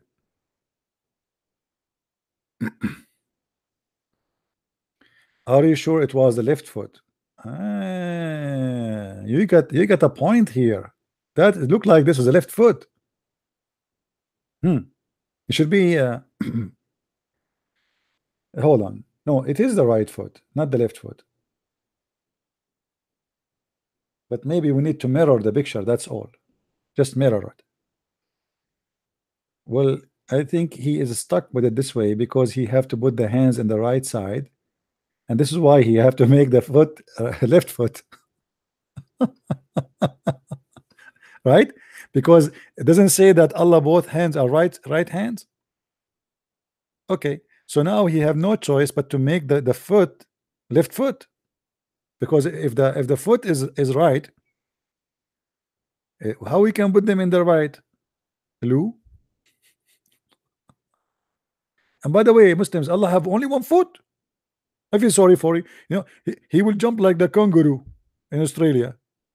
Boing, boing, boing. Only one foot.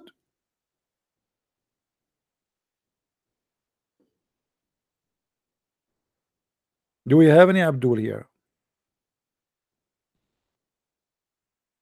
Yeah, I agree. Allah is like none and none. Allah is like none. Why in the world Allah his hands both of them in the right? And how Muhammad he knew where is the location of Allah's hands? Okay, I'm going to take it the picture off because many of you might convert to Islam after seeing this. It's so, you know, especially women, they will see this hairy leg, they might get excited, brother. Do we have any Abdul? Hello? Hello? What do you think? What Zakir Naik he will say about this picture, brother? What if we make signs and we print them in the street and we say meet Allah?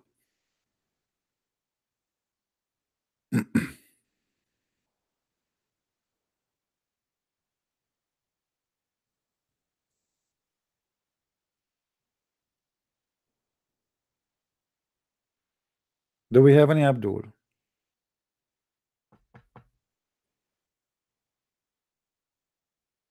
No Abdul. Okay.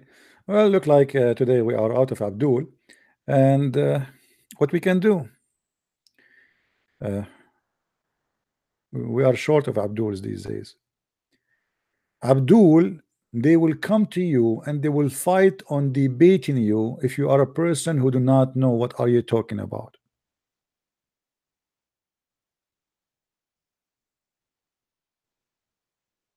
Where is the Abdul? Where is the believers?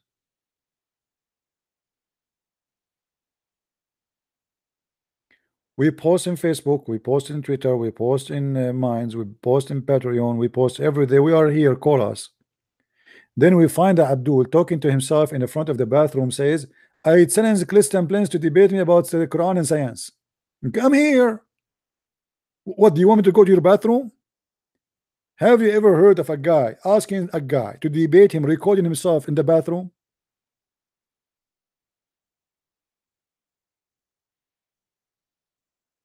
The bathroom door is open and that white seat behind him.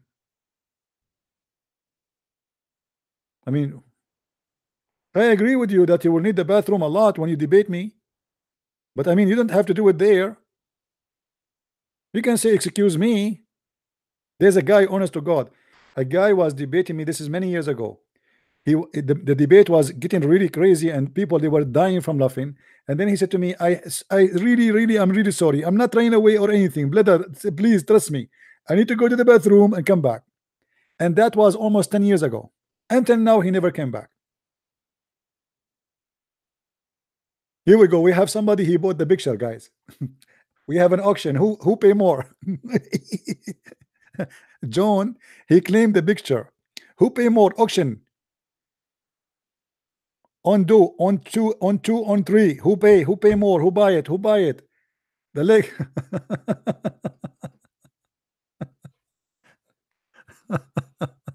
That's a good one. Oh boy. Yeah, he went into the bathroom. He never came back. So any Abdul, let us move the picture, because maybe this is the reason that the Abdul is not calling. I mean, you never know. They are shy.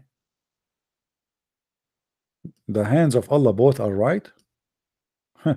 And why you have two hands?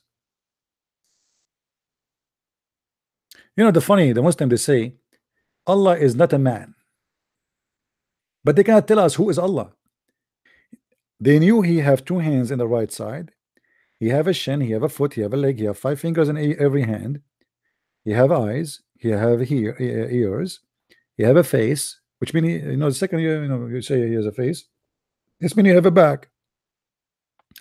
Unless his face is a flat like a paper. And actually, even if it's a flat like a paper, still that's mean he have a back.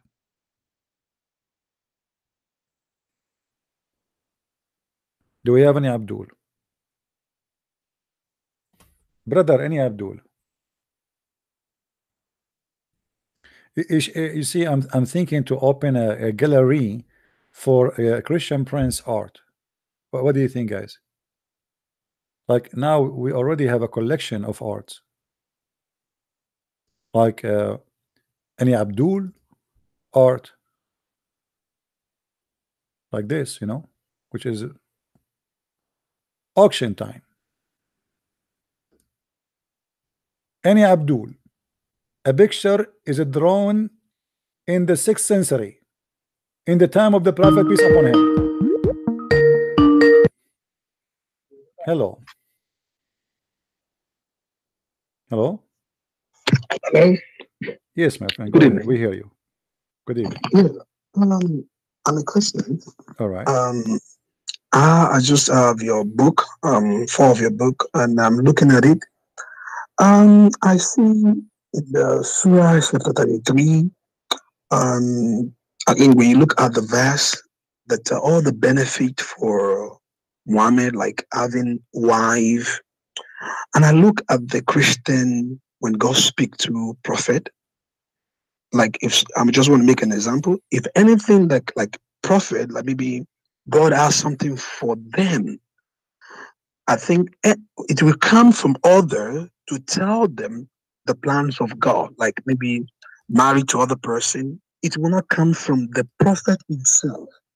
Like I say, all the benefit from Muhammad came from him, but not other. Like somebody telling him, "Thou says the Lord, Prophet Muhammad, this is what it is, this is what it is," but everything about him came from him. I just want you to expatiate on that, like the benefit through him that he possessed for himself. Yeah, you see the Quran itself says, follow not those who ask you wages. And that is a contradiction again. You see, like today we are talking about a series of contradiction.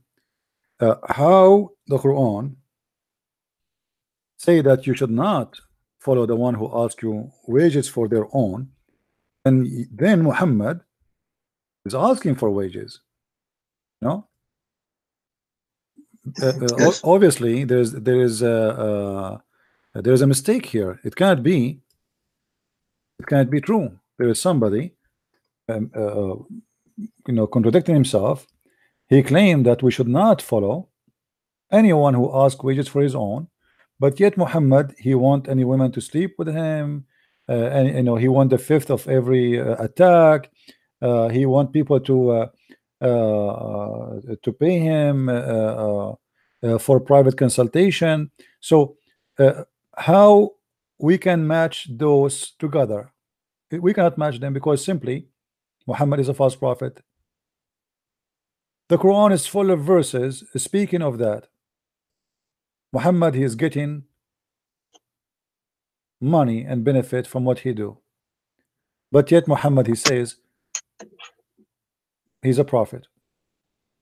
And as you said, like when Jesus he if you read in the Bible, you see Jesus, he make miracle, and he said to them, don't tell. Yes. Yes. Okay. Jesus, he just made a miracle, and just he tell to them, don't tell. Muhammad, he do nothing, but he tell about something he did not do. Do you follow me, Muslims? Jesus, he make amazing miracles, and then after he do it, he say to the guy, don't tell anyone. Now for sure the guy, because he's extremely happy about what happened to him, he cannot hide it. So he say, look what happened to me, I was a blind, look at me, it's it's like amazing. So don't tell. And Muhammad, he tell miracles which nobody see. He went to the Muslim, they say that Muhammad, he went to heaven. How Muhammad, he went to heaven in the top of a donkey, and the donkey don't even have wings? Any Muslim can tell me where is the heaven located, and where in the Quran it says that he went to heaven? It doesn't say that. It's a fiction story. Even the Quran does not confirm it. If we go in chapter 36, verse number 21, it says, اتبعوا من لا يسألكم أجرا, and they are the guided one. You can read any translation you wish. It's confirmed in the Quran that we should not follow anyone who asks you for fees. All the Quran confirmed that Muhammad is working for fees. You pay him, you meet him. You pay him, you talk to him. Even when the blind man, he came to Muhammad, he kicked him out because he was busy with the rich men of Quraysh. He favored always the rich one over the poor one. So how the Quran says follow those, and by the way, you know what this verse is talking about? This verse is speaking about the apostle of Jesus. So the Quran confirmed that the apostle of Jesus, they have amazing teaching. They say to people, don't follow the one who asks you wages. And this is what Paul, he speak about himself. I mean, what is the benefit of me? They accuse him to lie. The Muslim, they say to you that Paul, he said, if my lie will glorify God. He didn't say he's lying. People, they are accusing that he's lying. So he's saying to them, well, what is the benefit for me if I'm glorifying someone is not me? And I got nothing from it. I got no wages.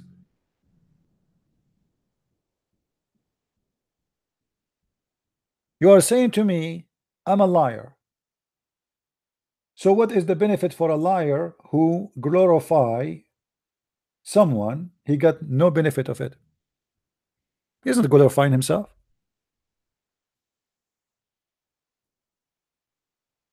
Do we have any Abdul? Why Muhammad in the Quran says, before you meet the Prophet in a private consultation, you have to pay him money?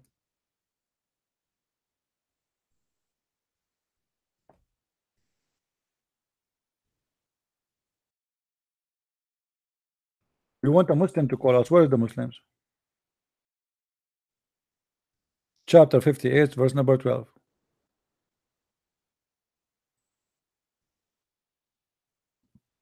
Oh, who believe, you believe. When you consult the messenger in private, spend something. One verse saying to us, you should not take wages for yourself, and the other verse saying to us, if you want to meet with the Christian prince, spend something. Brothers, sisters, my name is Muhammad Zakir Naik, brother, and if you don't make a donation for me, I will not talk to you in private. Thank you very much, because I'm a very, very good guy and I don't care for money. Why the Prophet he need to be paid for a private consultation? Brother, we accept hamburger and we accept McDonald's. It's okay. If you don't have too much money, it's okay. McDonald's is okay. Please don't forget to bring with you some ketchup. And by the way, the word ketchup is an Islamic word, which means catch and up. Which means like what happened because the first one who got ketchup, it was the Prophet Muhammad himself. Brother Thitar, if we ask Zakir Naik, he will say this. Brother Thitar, the truth is that everything in the West is absolutely a big fat lie. As an example, they did to you that the best thing the American they created, it was the ketchup. The truth is that the first one was ketchup, it was the Prophet, peace upon him. If you read the story of the Prophet, you will see that the angel he squeezed him, and then he catch him and he went with him up. Thank you very much. And that is ketchup. Thank you. So it's true, Islam is the first one who came with the ketchup.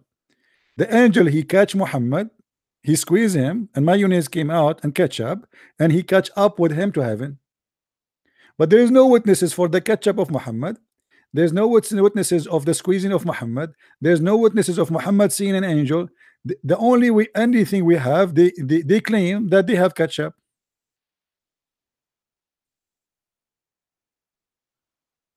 Do we have any Abdul? You want to debate? Eric, you are a Muslim, Eric? Who's a Muslim and debate me? Who is a Muslim would like to debate me, please?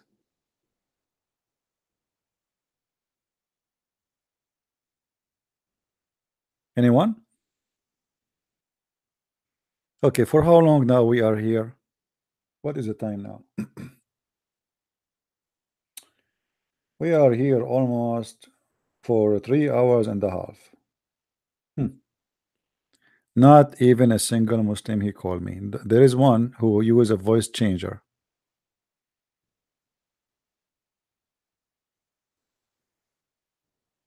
Mayday, who is a Muslim would like to call me?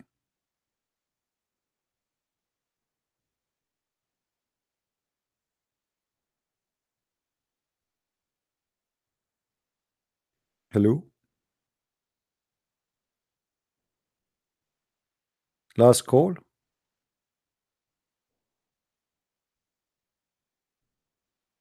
Anyone?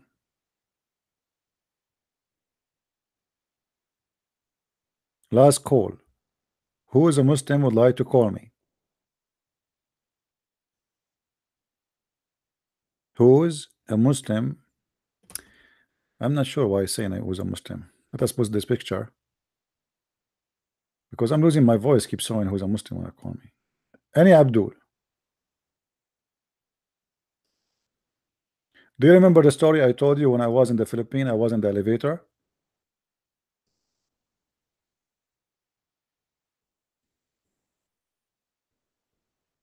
I was speaking in the phone, and then when I went in the elevator up, I lost connection. I don't remember really exact details of the story, but as I remembered, the guy, he said to me, Assalamu alaikum. He's a Filipino, Abdul. So he said to me, Assalamu alaikum. I said, Alaikum assalam, Abdul. He said to me, MashaAllah, you know my name? He think I know his name. Unbelievable. Unbelievable. MashaAllah, you know my name? I said, sure, I know your name. What are you talking about? Like what? Like should see his eyes like coming out. MashaAllah, you know my name. Yeah, sure, I know you know how you know my name. All of you are Abdul. What do you mean how I know your name? Oh boy.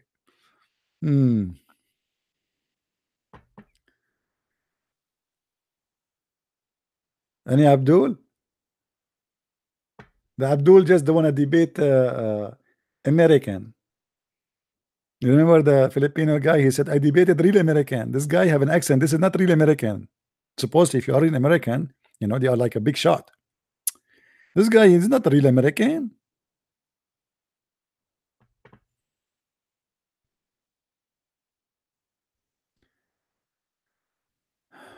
Can I ask you, do you believe in self-defense and the turn on other cheek? My friend, the turn of the other cheek in Christianity have nothing to do with denying self-defense. What Jesus was saying, this is because many people, they have some ignorance. In the time of the Roman, there was a law. Actually, there's many law exist. Like, let us say there's a noble law, which like a noble man should not beat a man in certain way. If you want to fight him, you have to fight him in certain rules, correct? Otherwise, you will be taken to court. So, what Jesus was saying, use the law. In the Roman law, if you hit the person in the wrong cheek without his attention, you know, like let's say, because you are taking him into surprise. So if you hit him in that cheek, you go to jail. So what Jesus is saying, well, don't fight him back. There's a police, there's a government, there's judges. Fight him back will not make any difference. Both of you will be violent, and both of you will go to jail. Turn the other cheek. This is not about the Christians. Anyone can beat them, my friend. Come to me and beat my cheek, and I will tell you what will happen to you. You want to try? Abdul, you want to try? So the Muslims, they think that Christianity teach that anyone can beat the Christians. That's false.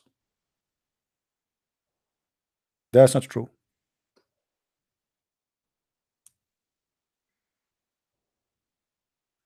When I was in the Philippines, a guy, he put his knife in the front of me. He's asking me for my wallet. I chased him and I took the wallet with him, but it turned to be that the wallet he ran away. He keep running. He keeps saying to me, what do you want from me? And then he throw a wallet in the ground. I said, your wallet. He throw a wallet in the ground and he stopped. He's gone. So I took the wallet. I took it to the police. Then we found that the wallet is a wallet of somebody he stole from somebody else. So you want to scare me with a knife? Come to me. You want to take my wallet? I took the wallet. Coward. He have a knife in his hand. I stop forward. He go backward.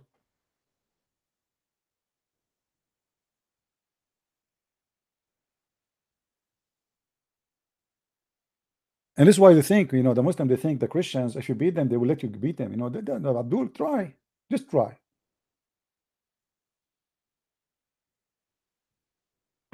What Jesus is speaking about is not to be evil. Use your brain. Use the law. Otherwise, Jesus himself, he asked his apostle to go and buy swords. Why? Because when they travel, there's a bandit in the way. He allowed them to carry sword with them.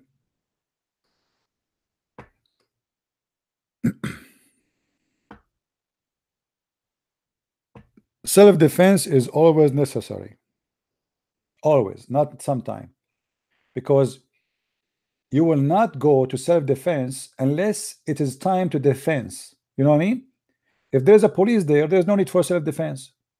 Are you getting my point, my friend? We use the term of self-defense because now you are by yourself. There's no law to protect you. There's no police to be there.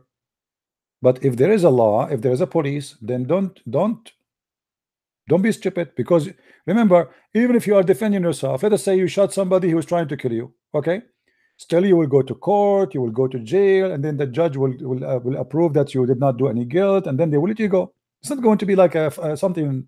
So if you can avoid all of this, why you want to do it?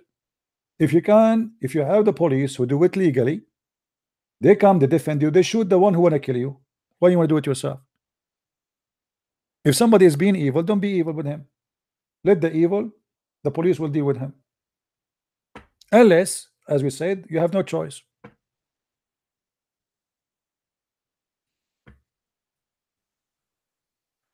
Any Abdul?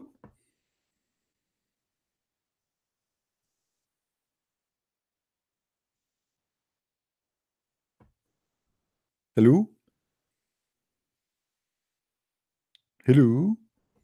Okay, well, look like we are out of Abdul for today. So I want to say, guys, thank you for being here. May the Lord bless you. And I hope tomorrow we will have another broadcast. Tomorrow is Thursday. Should we do broadcast tomorrow, guys? Tell me, what do you think? Should I do another one tomorrow? Or you are like bored because listening to me?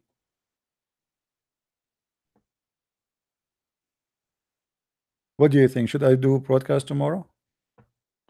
Okay, you did not learn yet. I told you many times, if you say yes, I say no. We are Arab. We refuse. We hate democracy. Why you say yes? Why you give me one? Unbelievable. I mean, you are listening to me all this time. You did not learn. We are Arab. We hate democracy. You say yes, we say no. Don't do that. If you say no, I will do broadcast. If you say yes, I will not do broadcast. Okay, it's your fault. Okay, it's your fault. So what I can do? I mean, this is your fault. You are not learning about us. And the funny, they say to you, all people are equal. No, we are not equal. We are the best people ever. You see, in the Middle East, let me tell you the advantage of living in the Middle East. There, brother, we celebrate the Christmas every day because the electricity go off, on, off, on, off. You do not need you do not need a tree, brother. The electricity never on. It is on, off, off, on. This is one of the advantage. The same as the faucet. You want to wash your hand, the water off, on, off, on. You call the company, brother. You say to them, why the electricity is not working? They say to you, Inshallah, tomorrow we will fix it. And that is what they say to us since like 60, 70 century. Inshallah. The whole world is like, the whole country is there. They are running by Inshallah. This is why nothing is fixed. The street is the same. The electricity is the same. Unbelievable. Inshallah. Anyway, thank you, my friend. Thank you for being here. May the Lord bless you. And maybe tomorrow we hope, Inshallah, that's mean nothing will happen. Abdul will come tomorrow. God is willing. And we don't care for Allah. Our Lord is our protector and our provider. If you want to see how silly Islam is, watch our videos. If you want to see how amazing the Messiah is, go and read his words in the gospel. Nothing like him, and nobody can teach better than him. He is the truth, he is the Alpha, he is the Omega. If there is something a human being can be proud of, to be a human, is that God himself come to us as a human. And when he became a human, he spoke still wisdom, amazing wisdom, which can be a solution for all mankind the problem. Love your enemy. Imagine if every person in this earth practiced one sentence of Jesus Christ teaching, love your enemy. We will not need police, we will not need army, we will not need weapon. Nobody need to spend a penny over a bar over his window or security system. We will not need anything. And the money we waste, which trillions of dollars just for arms and weapon and armies, will be solve every problem of every poor person. The earth is not poor, but the mind of a human being is poor. The devil is dividing you and making you evil. The solution is to come to the Messiah, who he said, love your enemy, which nobody ever thought about such a thing. And nobody ever dare, even now, after 2,000 years of Jesus Christ, dare to say such a thing. One sentence of the teaching of Christ can solve the hunger of the world, can make the African rich, can make the homeless have a house, can make everybody live in a comfortable life with no fear. It can turn this earth into heaven. So the problem is, we are not in heaven, for we refuse to follow him. Follow him, my friend, and receive his peace. He is the one who can give you what he have. Nobody can give you what he don't have. The only one have peace and love and mercy. That is his name. With his name, I leave you in peace, and may the Lord bless you all. And this is a Christian Prince. Hope to see you soon again tomorrow. God is winning. Thank you very much. Take care. Bye-bye.